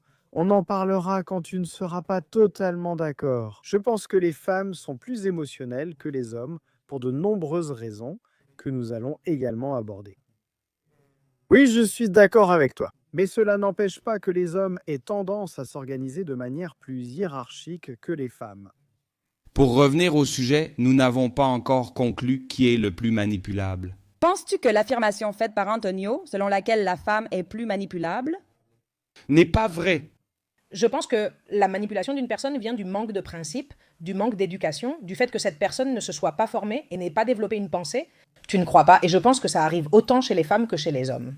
Tu n'es donc pas en désaccord avec l'affirmation sur les femmes manipulables. Moi, Vous confondez notre façon de socialiser avec de la gentillesse? Bon, toi, non. mais elle passe à ça parce que sinon je vais devoir... Pardon. Je pense qu'Antonio confond le comportement social des femmes avec le fait que nous soyons ou non plus manipulables. Et je te le répète, je pense que la manipulation d'une personne dépend de son manque d'esprit critique. C'est quelque chose qui se travaille avec ce que tu apprends et que tu développes. Marina, les hommes sont-ils généralement plus soumis que les femmes? Et cela a-t-il toujours été le cas? Réponds. Eh bien, au niveau historique, je ne sais pas, mais aujourd'hui, il me semble que oui, non? Marina, non? Tu trouves qu'à... Aujourd'hui, les hommes sont plus soumis et les femmes? Pourquoi? Explique, ce point m'intéresse. Je parle surtout des dynamiques de couple, mais je pense que c'est un peu ce que je vous expliquais tout à l'heure. Je crois qu'aujourd'hui, les hommes préfèrent la paix à la dispute avec leur partenaire. Pour ma part, je ne peux pas. Intervenir autant, car il n'est pas juste qu'Antonio et moi soyons contre toi. Mais as-tu fait une corrélation des dynamiques de pouvoir au sein des couples hétérosexuels? En mentionnant la maison et la décoration, c'est ça? Que les hommes, Nous cédons volontairement, Généralement, ça nous est égal. c'est-à-dire, c'est-à-dire non, ce n'est pas une décision binaire. Généralement, quand Un homme se... on peut se permettre plusieurs maisons et tout ça. Je te dis, hey, je vais aller vivre à Paris, non? Et la femme dit, non, moi je ne vais pas vivre à Paris. Ils disent, nous n'allons pas vivre à Paris. Les décisions importantes concernant l'endroit où l'on déménage, les hommes décident généralement, mais la maison et l'ambiance comptent davantage pour la femme. Eh bien, acheter une maison est une décision assez importante. La maison nous importe peu car c'est elle qui sera. En règle générale, surtout de nos jours, celui qui peut s'acheter une maison est déjà une personne à fort pouvoir d'achat. Vu la situation en Espagne, on se fiche de la paroi de douche, on se fiche de la couleur de la salle de bain, ça nous est égal, hein? La table du salon que tu choisis, ça n'a pas d'importance. Vous préférez que votre femme soit contente et qu'elle mette ce qu'elle veut, ça ne veut pas dire qu'elle soit la chef. Un bon leader sait quand céder le... Mais pour toi, un couple doit-il avoir une relation de leadership? Vous cherchez un supérieur, c'est votre demande? Je te l'ai déjà dit. Je t'ai expliqué qu'au cours de l'histoire, vous avez cherché des hommes capables d'acquérir du statut. Et inversement, non. Donc, de fait, nous sommes déjà les leaders. Si tu recherches un supérieur, un homme qui gagne au moins autant que toi ou plus. Qu'il soit plus grand, plus fort si possible, plus charismatique, plus intelligent. Attends, je termine juste mon point. Comment peux-tu être leader alors qu'il est supérieur? Comment Inférieur va... être le leader? Tu cherches... Ce qu'il vient de dire Marina, non? Mais pourquoi? Qu'est-ce que... Tu cherches? Attends, personne ne va y croire. Pourquoi imposer un leadership? Une relation de couple, c'est une relation d'égal à égal, non? Une relation de couple. Un travail où tout le monde dirige. certaines choses. Non, pardon, une équipe. Non, voyons. Une relation de couple, c'est un travail d'équipe basé sur une coordination totale. Donc il n'y en a pas un qui doit dominer l'autre. Marina, énergie dominante dans la plupart des aspects de la relation. La plupart des femmes qui sont dans leur rôle féminin veulent que l'homme les guide. C'est la seule réalité. Le souci, c'est que tu es ma tante, pas qu'à fumer aussi. D'accord? Alors, Tu ne rentres pas dans ce moule, mais les femmes féminines cherchent à se détendre, et ce sont elles qui sont vraiment maîtresses et leaders de leurs affaires, de leurs tâches, des choses qu'elles contrôlent. Elles souhaitent généralement que l'homme prenne l'initiative, car elles veulent un homme souvent supérieur à elles, dans la plupart des aspects. Alors, comment cet homme qui est supérieur à elle, dans toutes les mesures, ne serait-il pas le leader? Comment l'homme ne serait-il pas le leader? Comment pourrait-elle être la leader? Cela n'a aucun sens. tu vois, et c'est ce que je te dis. Tout part du fait que toi et moi avons des concepts différents de ce qu'est une relation de couple. C'est ça, dans une relation de couple. Je ne crois pas qu'on doive dominer autrui. Et le Fait. Mais une voiture n'a pas deux volants. Un bateau n'a pas deux capitaines, et il y en a toujours un qui tire plus que l'autre dans certains aspects. Et quand il s'agit de diriger et de tenir la barre. Dans les relations aussi, même dans ma relation avec lui. Par exemple, moi en train de lui parler. Dans toute interaction, il y en a un qui domine l'interaction avec un pourcentage plus élevé. Eh bien, dans les relations, c'est pareil. Et les femmes, vous cherchez un homme dominant, assertif, compétent, qui ait du leadership, qui soit meilleur que vous. Vous cherchez un supérieur. Tu comprends? Vous vivez dans un fantasme égalitaire, même si tu dis ne pas être féministe, alors que tu l'es en réalité. C'est inévitable, je ne t'en veux pas. Parce que Tu as été élevé dans le féminisme, tu as été élevé dans le mensonge de l'égalité, alors que nous ne sommes pas égaux et que vous êtes les premières à réclamer non pas un égal, mais un supérieur, n'est-ce pas? Oui? si ce que tu disais était vrai, cela se reproduirait-il? Je pense que 1% des hommes... Non? Le 40, il n'y a pas autant d'hommes avec un statut économique élevé, il n'y a pas autant d'hommes qui sont des leaders dans leur environnement professionnel et de travail, mais Putain, pardon, c'est que j'ai du mal à ne pas intervenir, mais à la fin de la journée, historiquement, ça a toujours été comme ça. Seuls 40% des hommes se sont reproduits. Se sont reproduits? Seulement 40%, Maria, ou quoi? Sache que, vraiment, et 82% des femmes, de l'autre côté, le double. Il existe une tendance où de nombreuses femmes ont eu des enfants avec le même homme. Non, la majorité. des Femmes se... reproduisent avec le même. Généralement, non, généralement. C'est-à-dire, tu vois, il y a une fausse perception que la question des dynamiques est équitable. Bon, en fait, je ne le dirais peut-être pas comme Antonio, mais il reste vrai que, généralement, la femme cherche. Tu préfères là que ton copain soit plus grand? Bon, tu vois, ça, c'est que je suis très grande, tu comprends quoi? Oui, ou Pour moi, c'est compliqué qu'il soit un garçon bien. ce n'est pas si compliqué. Tu mesures 1,75 mètres, tu ne mesures pas non plus 1,83 mètres. Il n'y a pas non plus tant de mecs aussi grands. Ah, C'est possible. Tu le veux plus grand? ça m'est un peu égal. Tu vois, je n'aime pas quand il est trop petit. Bon, mais S'il est comme moi, ça ne me dérange pas. D'accord? tu aimerais que je gagne de l'argent? Que je gagne plus que... Tu veux que j'ai ton niveau socio-économique? D'accord. Déjà au même niveau, parfait. Tu aimerais que je sois plus fort? Oui, bien sûr, mais tu vois. Mais alors, On parle du fait que pratiquement dans tous les aspects et attributs humains, vous cherchez presque toujours quelqu'un de supérieur. Avec des attributs supérieurs. En fait, il est également prouvé que les femmes tombent généralement amoureuses d'hommes ayant un quotient intellectuel supérieur, même au leur. Alors, Vous voulez Un homme supérieur dans presque tous les domaines, et avec un quotient intellectuel supérieur, un quotient intellectuel, un coefficient. Intellectuel. coefficient intellectuel? Désolé, c'est que je regarde beaucoup de contenu en anglais et je me mets à dire quotient intellectuel. Vous cherchez pratiquement un homme supérieur dans presque tous les attributs mesurables et caractéristiques humaines. Mais au moment d'avoir une relation, vous demandez un traitement égalitaire. Fait que ça ait du sens.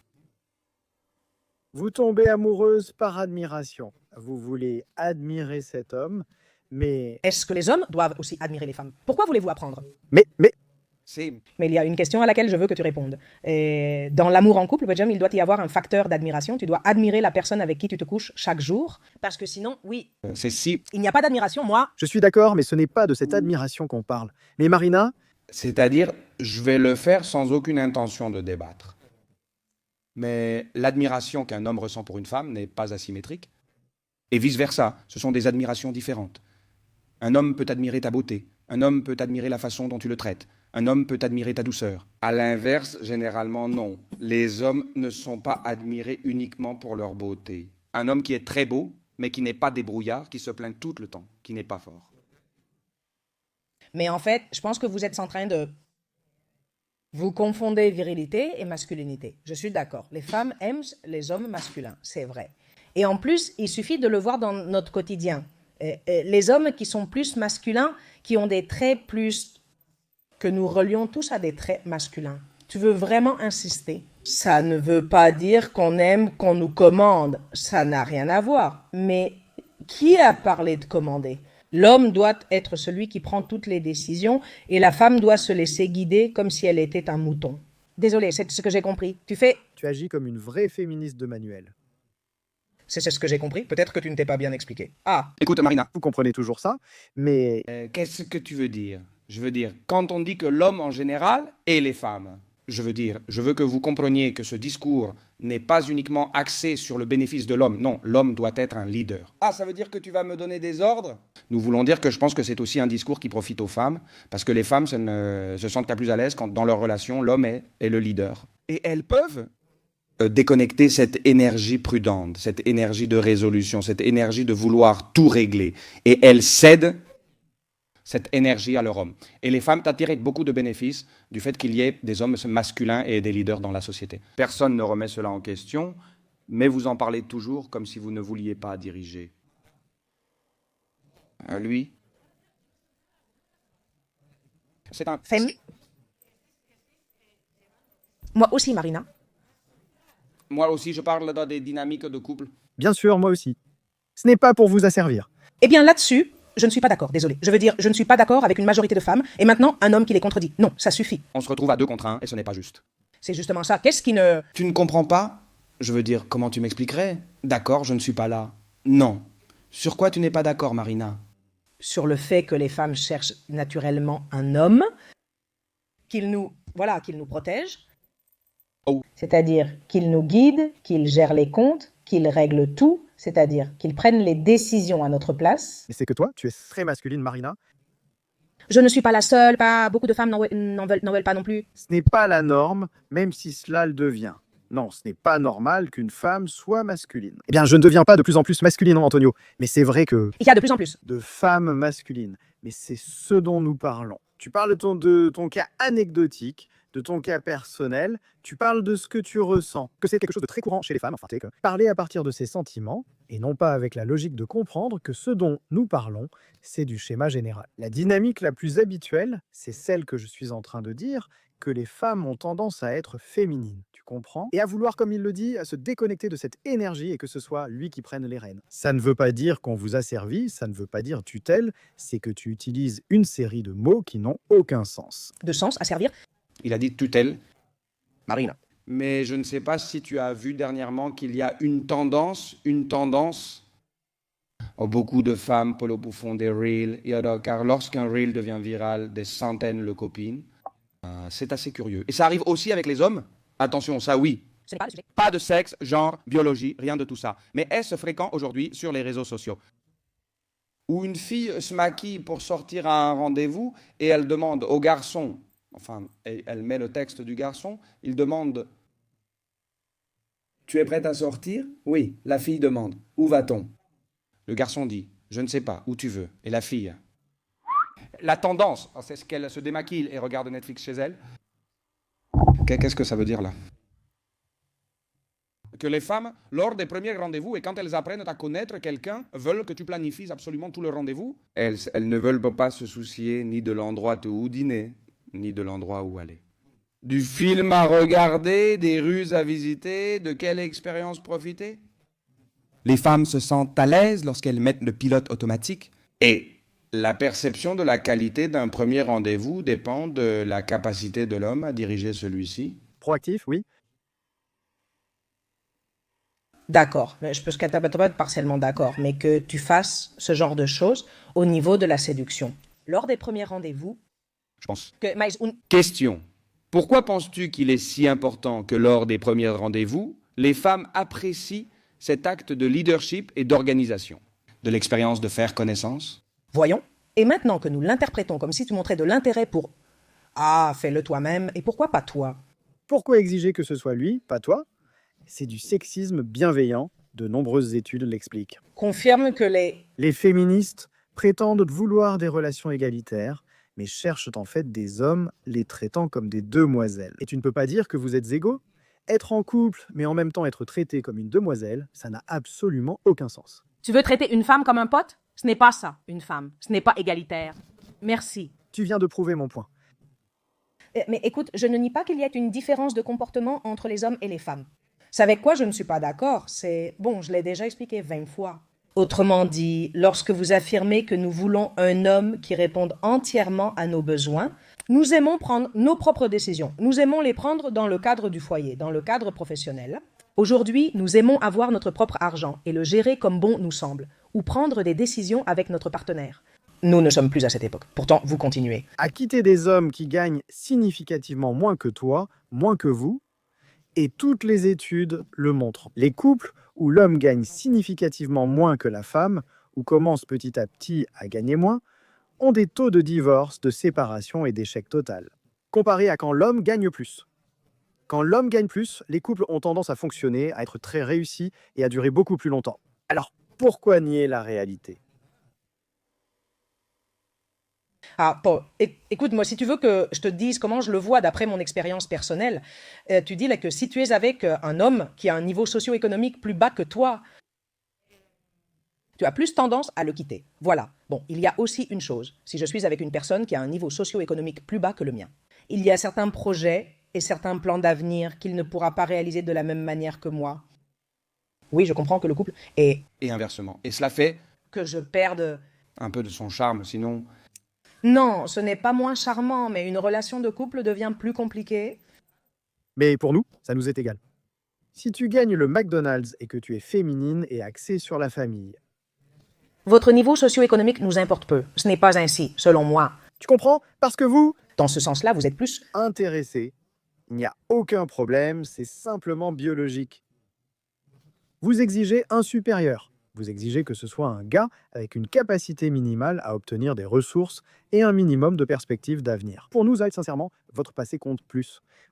Pour nous, dans ce sens, nous ne sommes pas du tout intéressés. Parce que ça nous est égal que vous soyez la caissière du Mercadona, ça nous est absolument égal.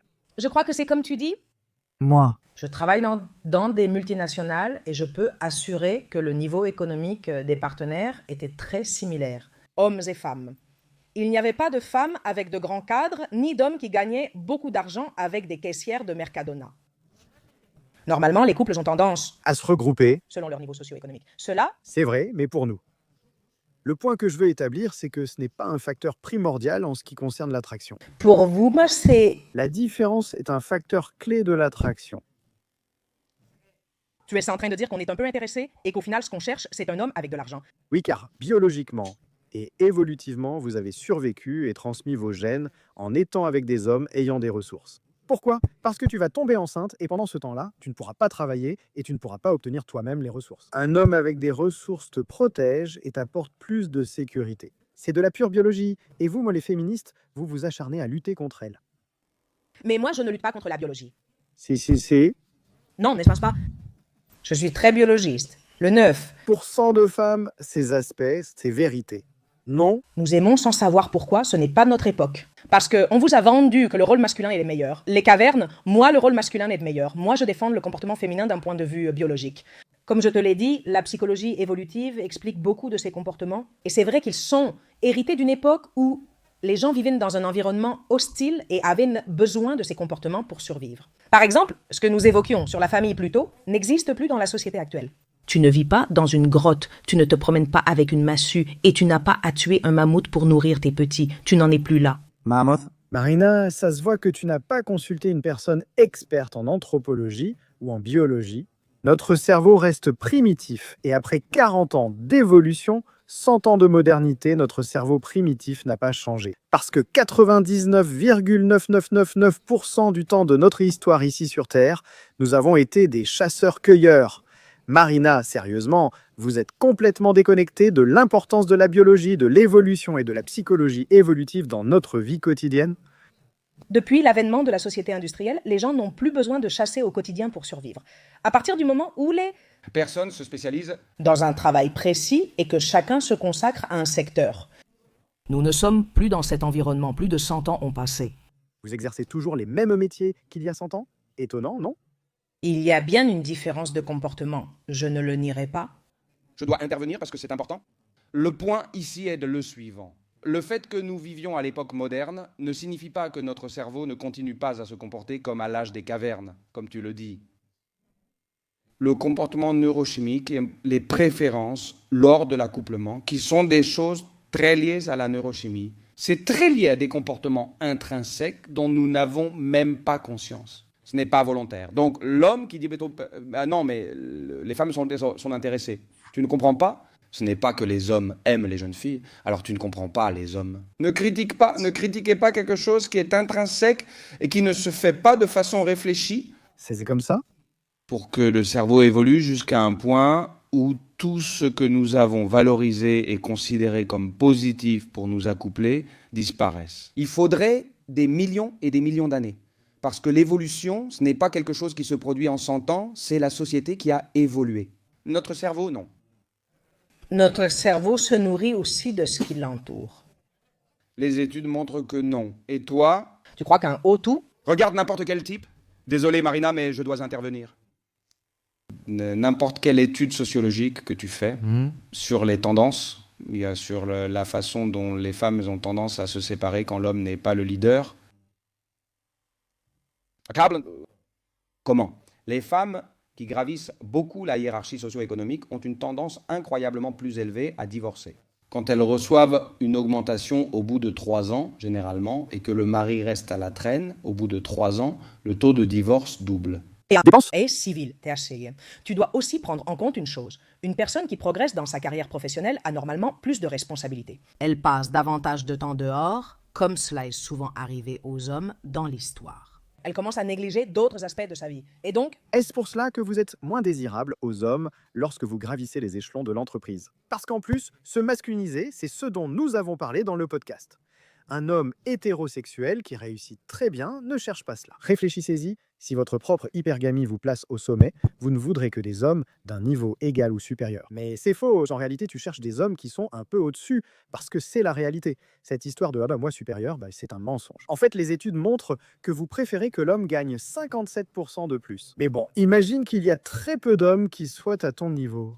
Si tu as gravi les échelons, si tu es en haut sur le plan socio-économique, très peu d'hommes, alors tes options vont inévitablement diminuer. C'est-à-dire, t'es en train de t'auto-saboter. Si ce que tu veux vraiment, c'est être avec un homme que tu désires et fonder une famille.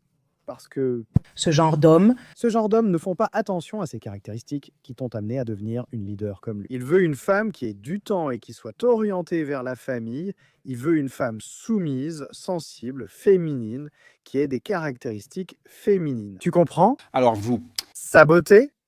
Je ne parle pas de toutes, je parle de celles qui veulent vraiment être avec un homme et de celles qui veulent fonder une famille. Quand vous montez en statut socio-économique. Comme tu m'as souvent dit que je suis masculine, ce qui m'a blessée, puis peux-tu me... Pourrais définir? Pourrais-tu me définir selon toi ce qu'est la féminité? Oui, une femme qui a des caractéristiques masculines est une femme qui n'est pas complaisante, qui, comment dire, c'est comme si... qui est très combative, non? Comment pourrait-on dire un synonyme de combative? C'est ça, Je te laisse la parole, frère. Je t'ai déjà assez aidé. Celui-ci devient juste. Un débat, Et je le reconnais ouvertement. j'ai la parole, j'ai ma parole. Et Ensuite, avant de répondre, tu es une championne. merci, et je te... Respecte profondément parce que j'ai dû intervenir plusieurs fois. C'est mon domaine d'expertise et c'est justement pour cela qu'il m'est difficile de rester silencieux et j'ai laissé beaucoup de cartouches dans l'encrier Mais admiration, pour elle et nous devrions la lui accorder. bien sûr, le mot est combatif. Et dans sa masculinité, il n'aime pas une femme combative. Il n'aime pas Femme. Une femme qui s'expose. s'exposer sur les réseaux sociaux, s'exhiber, rechercher la dopamine que procure attention et validation. C'est différent. Antonio, Est en train de... Mélanger, ça va? ça aussi, Non, ça c'est une Chose qu'on n'apprécie pas, mais on parle des attributs d'une femme. masculine et Là, elle n'en a pas. combative, non, c'est le mot. Oui, un homme cherche des qualités féminines, c'est quelque chose. Mais peux-tu définir la féminité, s'il te plaît? La féminité regroupe des caractéristiques davantage partagées entre femmes qu'entre hommes. Plusieurs de ces caractéristiques sont la sensibilité,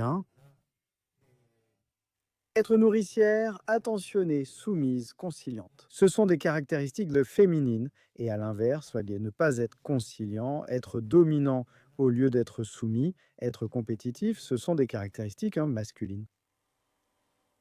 par Exemple parmi d'autres. D'accord, à mon tour de poser une question. une femme féminine peut être compétitive. En fait, nous, les femmes, sommes souvent en compétition entre nous. Mais d'accord, mais C'est intrasexuel, il y a compétitivité féminine, personne ne le nie, mais voici notre point.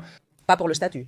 J'aimerais, Antonio, j'aimerais que tu définisses ce qu'est une femme féminine et ce qu'est un homme, c'est-à-dire ou une femme masculine, une femme féminine, la masculinité, la féminité. Pourquoi tu n'es pas d'accord avec lui? Comment tu perçois cela? Sur certains points, oui, je suis d'accord. Pour moi, une femme féminine est celle qui reste fidèle à son essence de femme. C'est-à-dire que nous, comme je le disais, notre biologie et notre psychologie sont orientées vers le fait de pouvoir être mère. Je ne dis pas que c'est obligatoire, sinon on va m'annuler, mais être mère n'est pas une obligation. C'est fait pour ça et nous devons rester fidèles à ces comportements qui nous le permettent. Hey?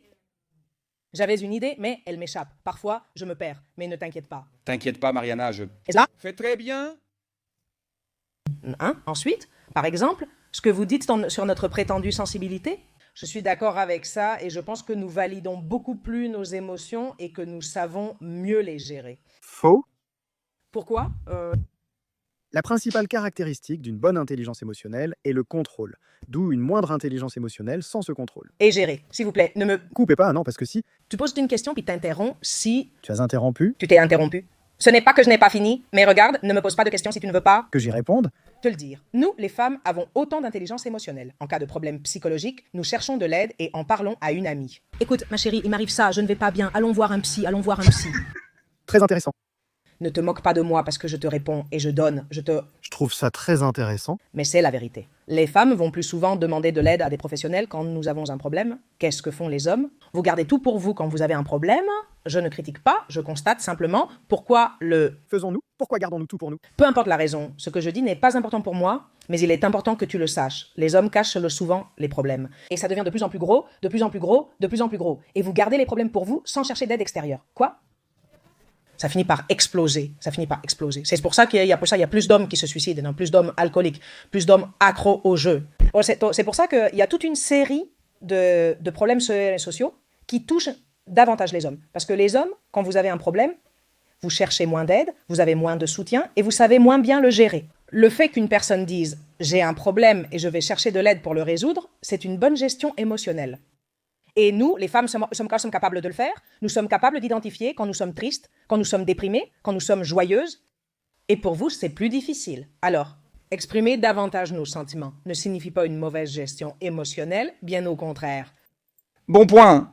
Bien, oui, il y a beaucoup de caractéristiques. Il y a beaucoup de caractéristiques au sein de l'intelligence émotionnelle, mais la principale est la gestion. Des émotions.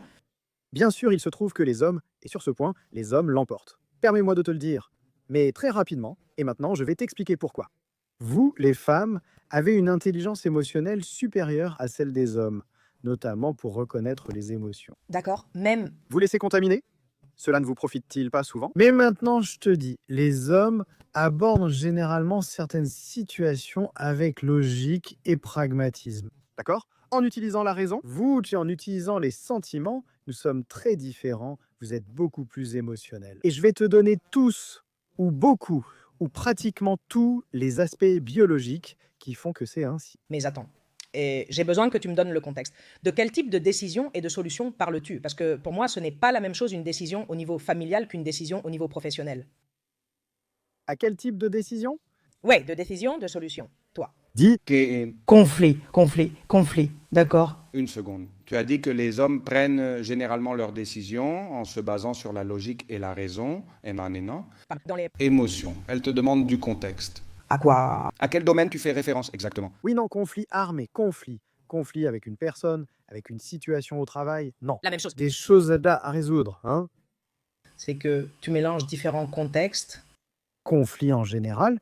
Mais ici, ce que tu veux dire, Dans tous les contextes. En général, en général, la femme est plus émotionnelle. Tu m'as dit que c'était un point du débat, que j'exagérais l'émotivité de la femme, mais je ne l'exagère pas. Je vais t'expliquer pourquoi vous, hein? Je vais m'expliquer très rapidement, hein? Je t'ai laissé t'expliquer tout à l'heure, maintenant c'est à moi de m'expliquer. Et je pense que certaines de ces choses vont t'intéresser. Alors, d'un côté, vous sécrétez beaucoup plus d'ocytocine. cela favorise aussi l'ocytocine. Cela te rend prête à défendre tes enfants, ceux qui sont autour de toi, n'est-ce pas? Non, tes enfants, ton mari, non. Laisse-moi continuer, s'il te plaît. Je n'ai pas commencé. Bon, à ta famille, disons? Non. Non, non, à tes enfants, à ta famille. C'est l'homme qui va prendre des risques. Toujours le S. Sacrifie pour ses enfants, bien sûr. Pour son mari, non, mais bon, on y va. Donc même, eh bien, moi, il y a de nombreux exemples d'hommes qui se précipitent pour sauver la vie de femmes qu'ils ne connaissent pas. Parce que nous avons un instinct de protecteur que vous n'avez pas.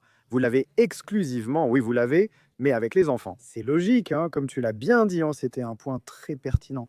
Vous avez plus tendance à vous protéger. Parce que si vous vous mettez en danger, d'accord? Comme pour les adultes, c'est plus difficile pour les enfants. Ils pourraient ne pas survivre. Je veux dire, parce que... Ils ont besoin d'eux. Mais allons droit au but. Vous avez plus d'œstrogène et d'ocytocine, ce qui vous rend plus sensible émotionnellement. Mais Les œstrogènes en eux-mêmes ne nous rendent pas plus émotionnels. Vous. vous rendez plus sensible émotionnellement. Informe-toi, J'ai un diplôme en pharmacie, je n'ai pas besoin de chercher. étudiez les... Variation des œstrogènes chez la femme durant le cycle menstruel. Laisse-moi continuer. Les cycles. Les menstruations et les variations hormonales vous influencent beaucoup. Les femmes obtiennent donc des scores bien plus élevés en névrosisme que les hommes. C'est un fait. Donc le névrosisme, c'est éprouver plus d'émotions négatives. En moyenne, une femme ressent plus d'émotions négatives qu'un homme au cours de sa vie. D'accord, à cause de... À cela, aux hormones et au cycle menstruel, voici quelque chose de très intéressant. Les femmes ont en moyenne une quantité moindre de sérotonine, qui est ce qui régule le sommeil, la faim et aussi nos émotions. D'accord? Et c'est la clé pour comprendre pourquoi les émotions, pourquoi il est plus difficile pour les femmes de surmonter une émotion négative. Et cela, à quoi cela se traduit-il? Comme tu le disais très justement, tu avais tout à fait raison. En ce que les femmes sont plus vindicatives, vous avez tendance en général à être plus rancunières, plus vindicatives, etc. Et cela, c'est parce que vous avez plus de difficultés à surmonter une émotion négative en raison d'une quantité moindre de sérotonine.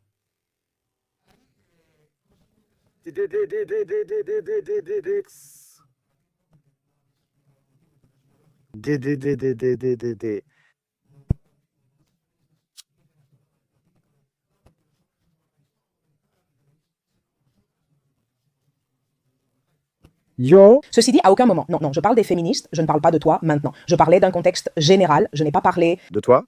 Mais je ne dis pas ce que... Je n'ai pas parlé de toi. Il s'avère, regarde, c'est très intéressant. Les femmes, il y a quelque chose qui s'appelle la connexion interhémisphérique. Les femmes ont plus de connexion entre les hémisphères, d'accord? Et cela favorise l'intégration du langage avec les émotions. C'est pourquoi Les femmes expriment plus leurs sentiments que... Les hommes. Bien sûr, évidemment, c'est pareil que... Mais c'est la raison. Ce n'est pas parce que Je ne te le dis pas pour toi, hein. Je le dis car c'est un mythe courant, surtout chez les femmes et féministes qui évoquent le patriarcat ou le père à l'école. Ce n'est pas que ça ne nous vient pas de la même manière, justement parce que nous avons moins de connexions interhémisphériques. Ça ne me représente pas. Moi, la première chose, non, je ne parle pas de toi. Je suis... J'explique. Une raison que je pense que les gens peuvent trouver intéressante, c'est que les hommes expriment moins leurs sentiments pour cette raison. Ce n'est pas de la répression, c'est simplement moins naturel pour eux à cause de moins de connexions entre les hémisphères. Pouvons-nous aussi parler de... Antonio, nous allons être d'accord. Tu vois, je peux continuer. La dernière chose qui est intéressante, excuse-moi un instant, tu peux continuer à me citer une par une? Les différences cérébrales entre femmes? Non, au niveau émotionnel, c'est ça. Bon, partie du cerveau. Nous serons d'accord. Si, la première chose que j'ai dite, c'est que les femmes ne sont ni des êtres de lumière, ni toujours des personnes magnifiques. Mais non, non. non, en moyenne, vous êtes plutôt des êtres d'obscurité. Parce que les couples de femmes lesbiennes sont les plus violents dans la relation. J'ignore les dynamiques des couples homosexuels, donc je ne vais pas en parler parce que c'est un monde que je ne connais pas. Non, au contraire, les femmes sont souvent plus sombres. Je sais que ce n'est pas politiquement correct. Mais je t'ai moi-même dit tout à l'heure que les hommes sont très pratiques. Mais je ne suis pas en train de débattre avec toi, je ne vais pas discuter. Pour une connerie, les femmes, on se tire les cheveux. Oui, Oui, vous l'êtes un peu plus. j'ai déjà voyagé avec des hommes et des femmes, et je préfère largement partir avec des hommes. Tu ne te disputes pour absolument rien, non? Tu es la première femme que j'entends dire ça. Non, mais allons-y. Bien, messieurs, pour conclure, souhaitez-vous ajouter quelque chose? Et bon, voyons un peu, j'avais, comme je te l'ai dit, fait mes devoirs. J'avais noté plusieurs choses qui m'ont laissé un peu... Marqué. Marqué. Allons-y, on va les avoir. Et l'un d'eux, c'est dans ce que vous dites, non, sur la perte de valeur sexuelle des femmes à partir de 30 ans. Ça me touche profondément. Ça ne rate jamais, non. Ça ne rate jamais, ça ne rate jamais. Tu n'as pas de partenaire? Oui, moi, oui. Ah. D'accord. Oui.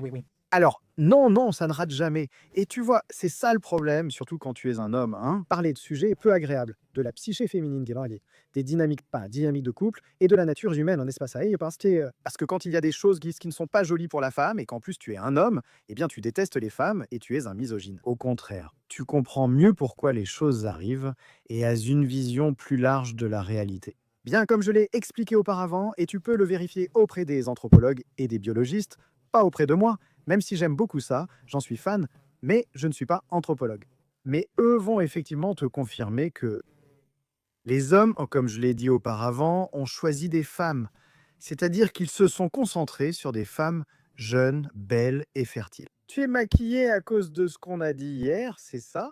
Les industries multimillionnaires de la chirurgie esthétique et du maquillage sont des affaires qui tournent autour du fait de retarder l'horloge biologique de la femme. C'est-à-dire falsifier ton véritable aspect pour te faire paraître plus jeune, et plus belle. Par conséquent, D'accord, c'est valable à 100%, mais une personne de 30 ans est-elle encore jeune?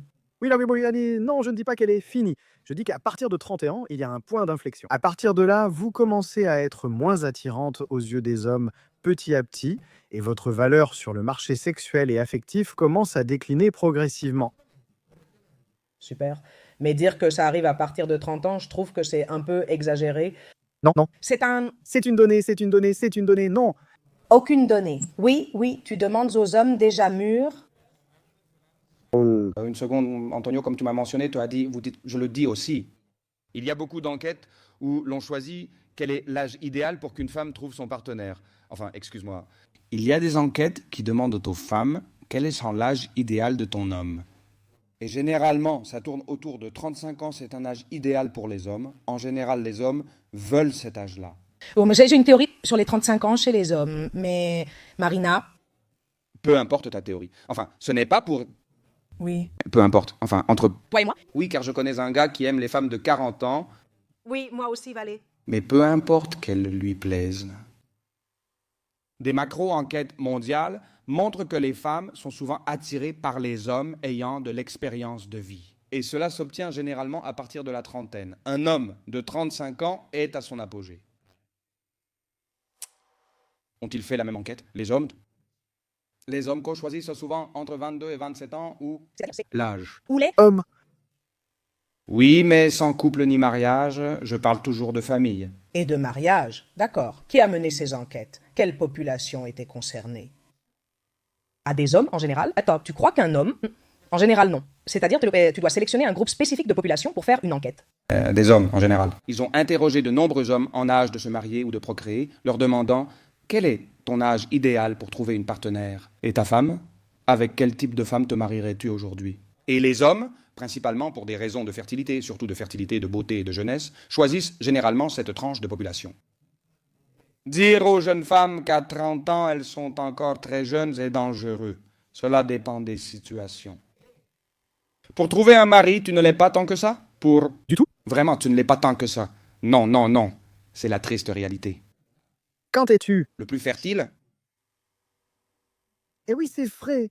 De l'adolescence jusqu'à oui. Jusqu'à 35 ans, et bien évidemment. C'est là que... Non, non. Non, jusqu'à 30 ans, à partir de 20 ans. Et, Attention, nous sommes... Clément, À la fin du... jour, le pic ovarien se situe à 27 ou 25 entre 27. Et 25 à partir de... Là, ça commence à décliner, c'est-à-dire même pas. Et en fait, les enfants naissent généralement en bien meilleure santé quand ils viennent de mères jeunes. Ce qui est Qu'ici, il a un sujet qui n'est pas que la société moderne. La société moderne est et va contre nature. Écoutez, je pense que vous ne m'avez pas comprise. Je comprends vos propos sur la fertilité. Ce que je ne trouve pas juste non plus, c'est que vous ayez une position aussi violente envers les femmes.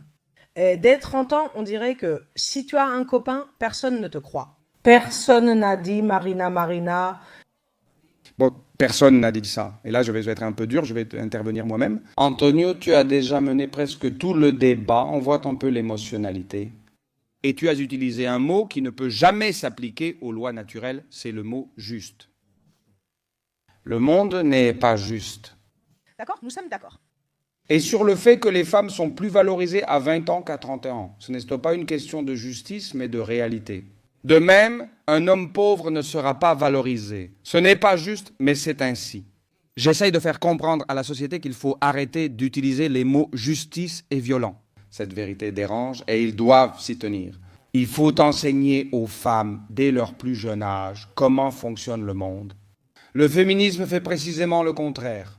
On leur dit, ce n'est pas grave. Toi, à 30 ans, vas-y, ma fille. Trouve-toi un travail, concentre-toi sur ta carrière, gagne beaucoup d'argent, préoccupe-toi de tout sauf de trouver un bon mari. C'est ce qui arrive aujourd'hui. Les femmes vieillissent et demandent, ces discours, ça ne t'affecte pas? Est-ce que le discours selon lequel on t'a fait croire que tu serais précieuse, belle, magnifique toute ta vie t'affecte? C'est un mensonge.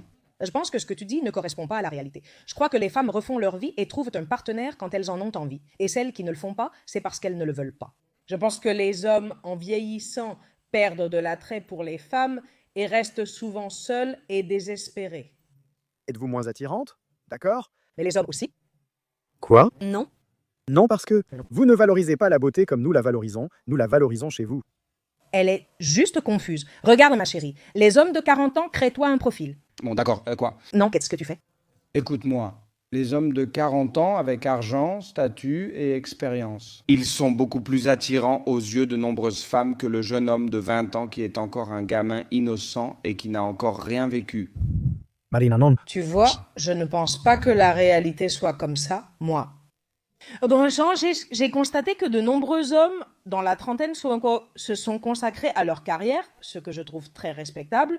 Ils ont évité tout engagement et après la quarantaine, ils perdent leurs cheveux et gardent leur petit ventre. Ils sont désespérés car ils veulent des enfants mais ne trouvent pas de femmes. Mais c'est que c'est... Le truc, si tu te maintiens un minimum bien, et en fait, il n'est même pas nécessaire... Eh bien, ce n'est pas facile de bien se conserver à partir d'un certain âge. Non, je mens. Pour hommes et femmes, Marina, vous ne... Tu ne vas pas aider les femmes en niant que 20 à 30 ans est le meilleur âge. Ce n'est pas forcément le cas. C'est l'âge où elles auront le plus de chances de trouver le meilleur homme auquel elles peuvent prétendre. C'est vrai. C'est un fait, tu ne les aideras pas en disant le contraire. Je ne suis pas d'accord avec cette question, non. Tu es d'accord, parce que peut-être que tu n'es pas à ton meilleur niveau. Au niveau biologique, hein. Peut-être que c'est... C'est pour ça, je suis toujours à mon apogée. Je le vois un peu comme, nous devons conclure. D'accord, allons-y. Terminer par une dernière réflexion.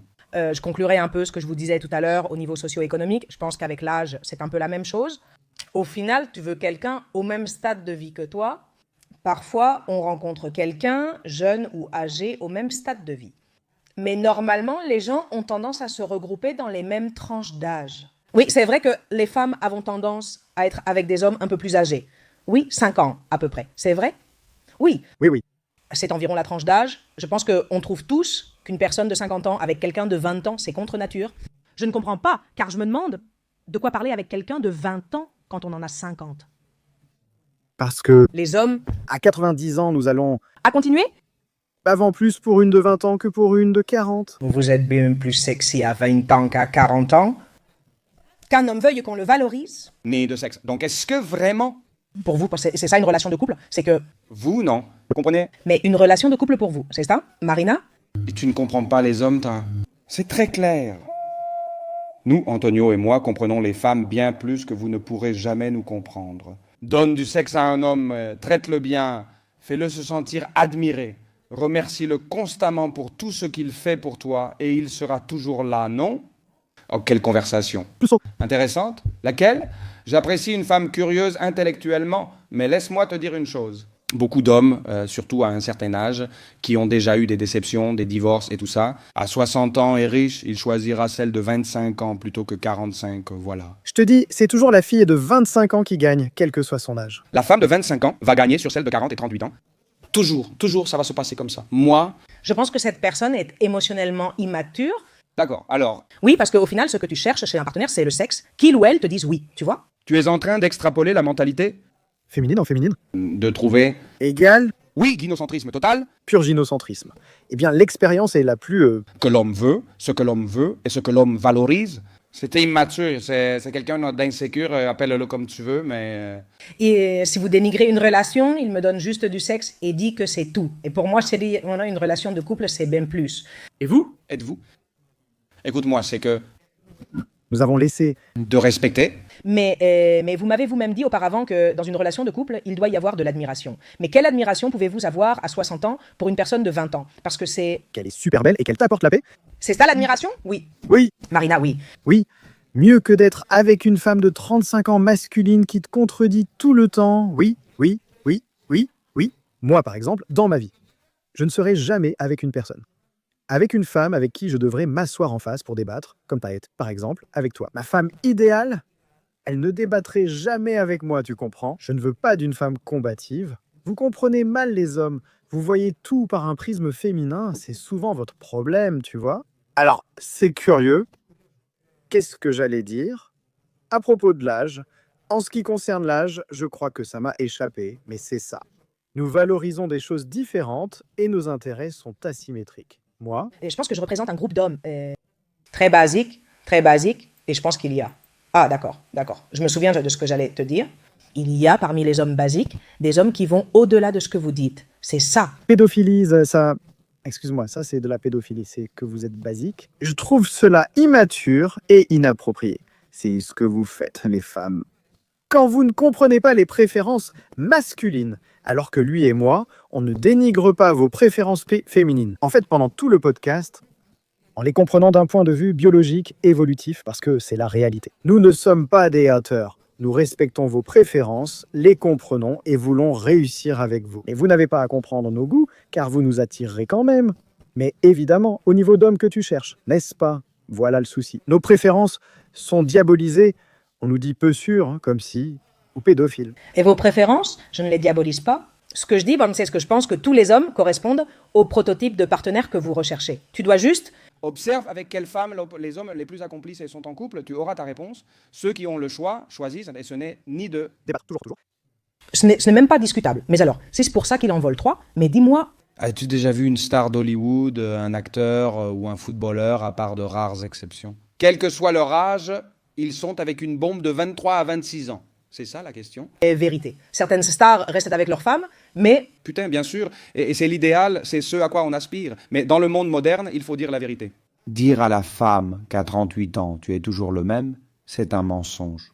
Les femmes elles-mêmes... Vous le savez, c'est pourquoi l'industrie cosmétique et celle de la chirurgie esthétique valent des milliards. Ce qu'elles font, c'est retarder l'âge. Ce qu'elles font, c'est vous tromper et vous dire « Non, tu vas continuer à être belle, magnifique, etc. » On te retend le visage. Pourquoi faire? Pour avoir l'air plus jeune, parce qu'au fond, vous savez que la jeunesse est valorisée. Et c'est tout. Je pense que ce n'est même pas discutable, mais employer des termes comme basiques ou immatures émotionnels est une stratégie d'humiliation. Vous ne correspondez plus à nos critères essentiels. Et plus maintenant. Ça ne passe plus. Et c'est une façon de ridiculiser nos intérêts. Et de ne pas faire d'efforts. Pour les comprendre, lorsque Nous comprenons bien vos intérêts et nous ne les ridiculisons pas. Voyons si ce que vous dites s'appliquait à la vie réelle. Il n'y aurait pas de mariage de 60 ans. parce que Les hommes iraient prendre, c'est-à-dire au fur et à mesure qu'ils vieilliraient. Non, l'autre jour, j'ai vu un mariage 60... L'homme, il était très curieux. Attends, Je viens de finir. il n'y aurait plus de mariage à vie car les hommes changeraient tous les 10 ans pour une femme plus jeune. Marina, tu comprends? Pour dire que tu n'es pas féministe, là, on vous a vraiment bien inculqué ce discours à toutes. C'est que je me rends de plus en plus compte qu'il est très difficile de dire non, non, je ne suis pas féministe. Et comprennent-ils ce que nos grands-mères ont toujours compris? Un homme marié avec enfant trouve la paix grâce à sa femme et sa famille. Un homme ne va pas tout risquer juste pour une fille de 20 ans qui lui offre un bon moment. bien sûr, ils ne le font pas. Il se peut qu'il couche avec la fille de 20 ans parce qu'il y a beaucoup d'hommes infidèles. Il se peut qu'il ait des relations sexuelles avec elle, mais il n'abandonnera pas sa femme. Ah oui, L'homme est loyal comme un chien, mais pas forcément fidèle. loyal. Très loyal, l'homme n'abandonne pas. 81% vous toutes. Mais Alors, personne ne dit oui. C'est-à-dire, je ne comprends pas comment tu fais la corrélation, que si ce que nous disons est vrai, pourquoi les hommes couchent avec d'autres et restent mariés à 60 ans. Parce que nous voulons une famille, nous voulons une femme à aimer. Parler, effectivement, et tout le reste. Mais comprenez-vous que cette femme a eu un enfant à un âge fertile? Oui. Normalement, déjà. Il lui a donné des enfants. C'est bon. À un autre stade, car un homme avec des enfants voit ses priorités changer. De la même façon que celles de la femme changent. Alors déjà, La famille et le bien-être sont prioritaires. C'est ça être un vrai homme. Faut-il parler de ceux qui ne le sont pas? Ok. Force une femme enceinte à avorter? Attention, ça... c'est dégoûtant. Je sais ton engagement sur ce sujet et je trouve ça super. Je le fais. Je sais que tu es très exigeante, surtout avec les hommes d'aujourd'hui. C'est dégoûtant. Mais je trouve ça injuste que les hommes ne puissent pas le dire. Ma copine a 23 ans, moi j'en ai 30, j'ai 7 ans de plus qu'elle. Écoute, ça ne me choque pas non plus. J'ai 38 ans. Si j'avais 35 ans, Est-ce que je resterais avec la personne avec qui je suis si j'avais 35 ans? Est-ce que je resterais avec elle parce que je l'aime, moi? je l'aime. Effectivement, tu es en train de me le dire toi-même, parce que dans une relation, il y a des choses bien plus importantes. Non, mais si elle avait 34 ans, Et moi 35, si ça avait été le cas. Connu? Parce que tu aimes être avec une femme plus jeune? Parfait, pas que moi. Les hommes. En général, comprenez-le, je l'ai déjà dit. Généralement, les hommes sont avec des filles plus jeunes et les femmes avec des garçons plus... Maman, je leur ai dit que je vous l'avais dit, non? que les garçons, que les riches millionnaires de 40 ans étaient avec, que les hommes, celle qui a des options, ceux qui en ont. des options sont avec des filles jeunes. Ma copine a 16 ans de moins que moi. Et Oui, 16. Il a 4 ans, enfin je ne comprends pas. Il a 38 ans. j'ai 38 ans, elle en a 22. À 32, elle a... Tout Je pensais que tu étais plus jeune. Non, elle n'a pas 16 ans. ans de moins que moi. C'est incroyable toutes ces discussions sur les dynamiques de couple et la recherche d'un partenaire plus jeune. Ensuite, dans l'expérience de fréquenter une fille de 22 ans qui a cette énergie, cette positivité, ce sourire, cette pureté, c'est 1000 fois plus attirant pour un homme, 1000 fois plus attirant. Et pas seulement physiquement, mais aussi parce qu'elle transmet sa paix et sa joie. Une femme de 31 ans sans partenaire, comme évoqué hier dans le podcast, doit-elle se masculiniser ou devenir plus froide et moins ouverte aux yeux des hommes? Parce qu'elle a eu beaucoup de partenaires, elle a porté des traumatismes et elle a un bagage émotionnel de l'âge de Dieu avec 4 valises qui traînent derrière elle. Et les hommes, nous ne voulons pas de ça. Nous ne voulons pas. Ça, Eh bien, rien, qu'est-ce que tu veux que je te dise? Je ne suis pas d'accord, je ne suis pas d'accord. Regarde, je fais comme ça flouche et ton histoire disparaît dans l'air. comment? Fais flouche, montre-moi. Que tu ne sois pas d'accord, non? Ça ne veut pas dire que ce soit là. Après 30 ans, j'ai eu d'autres partenaires et refait ma vie. Ma gestion émotionnelle est meilleure. Après plusieurs expériences, parfois traumatisantes, qui m'ont conduite à travailler sur moi-même et sur mes erreurs. Et dans le cadre de la relation de couple, je suis avec quelqu'un qui est un peu plus jeune que moi. J'ai ma maison, mon travail, mon patrimoine, toutes ces histoires. Que dis-tu? Personnellement, je n'ai pas fait de sondage. C'est un cas personnel. À titre personnel, ça m'échappe. Mais comme moi, il y en aura beaucoup. C'est moi, non. Je ne suis qu'une parmi 8 milliards de personnes dans le monde qui font partie de l'exception. Alors, à l'exception, pourquoi? Parce que tu le dis? Non, non, oh non. Bon, d'accord. Il faudra qu'on ait une autre discussion en face à face, mais en ligne, ça vous va? Ça me va. Marina, je te remercie énormément d'être venue ici. Moi aussi, hein, Je vais te dire une chose. Je suis désolé d'être intervenu, mais tu as parlé au pluriel plusieurs fois. Et bon, Gilène, je ne vais pas le justifier avec ça, mais comme c'est précisément mon sujet, je me sentais obligé d'intervenir un peu. Je te remercie beaucoup d'être venu. Merci à vous. Ça a été très... Respectueux, j'apprécie ton courage et je te souhaite le meilleur avec ton partenaire. Et à toutes les femmes de plus de 30 ans qui regardent cette émission aussi. J'espère qu'elles se marieront, qu'elles pourront avoir des enfants, qu'elles pourront avoir le plus grand nombre d'enfants possible. Ce n'est pas un message de désespoir. Ce n'est pas un message pour qu'elles ne trouvent pas l'amour, ni pour qu'elles baissent les bras. Bien au contraire. C'est un message pour inciter les nouvelles générations à jouer avec les règles. Les vraies règles du jeu. Pas les fausses qu'on vous a vendues pour nuire. Antonio, toujours un plaisir de t'avoir. Messieurs, je vais vous... Voici le lien de la communauté. Antonio et moi vous préparons une surprise. Une grosse accolade et à la prochaine émission de La Factoria. Allons-y.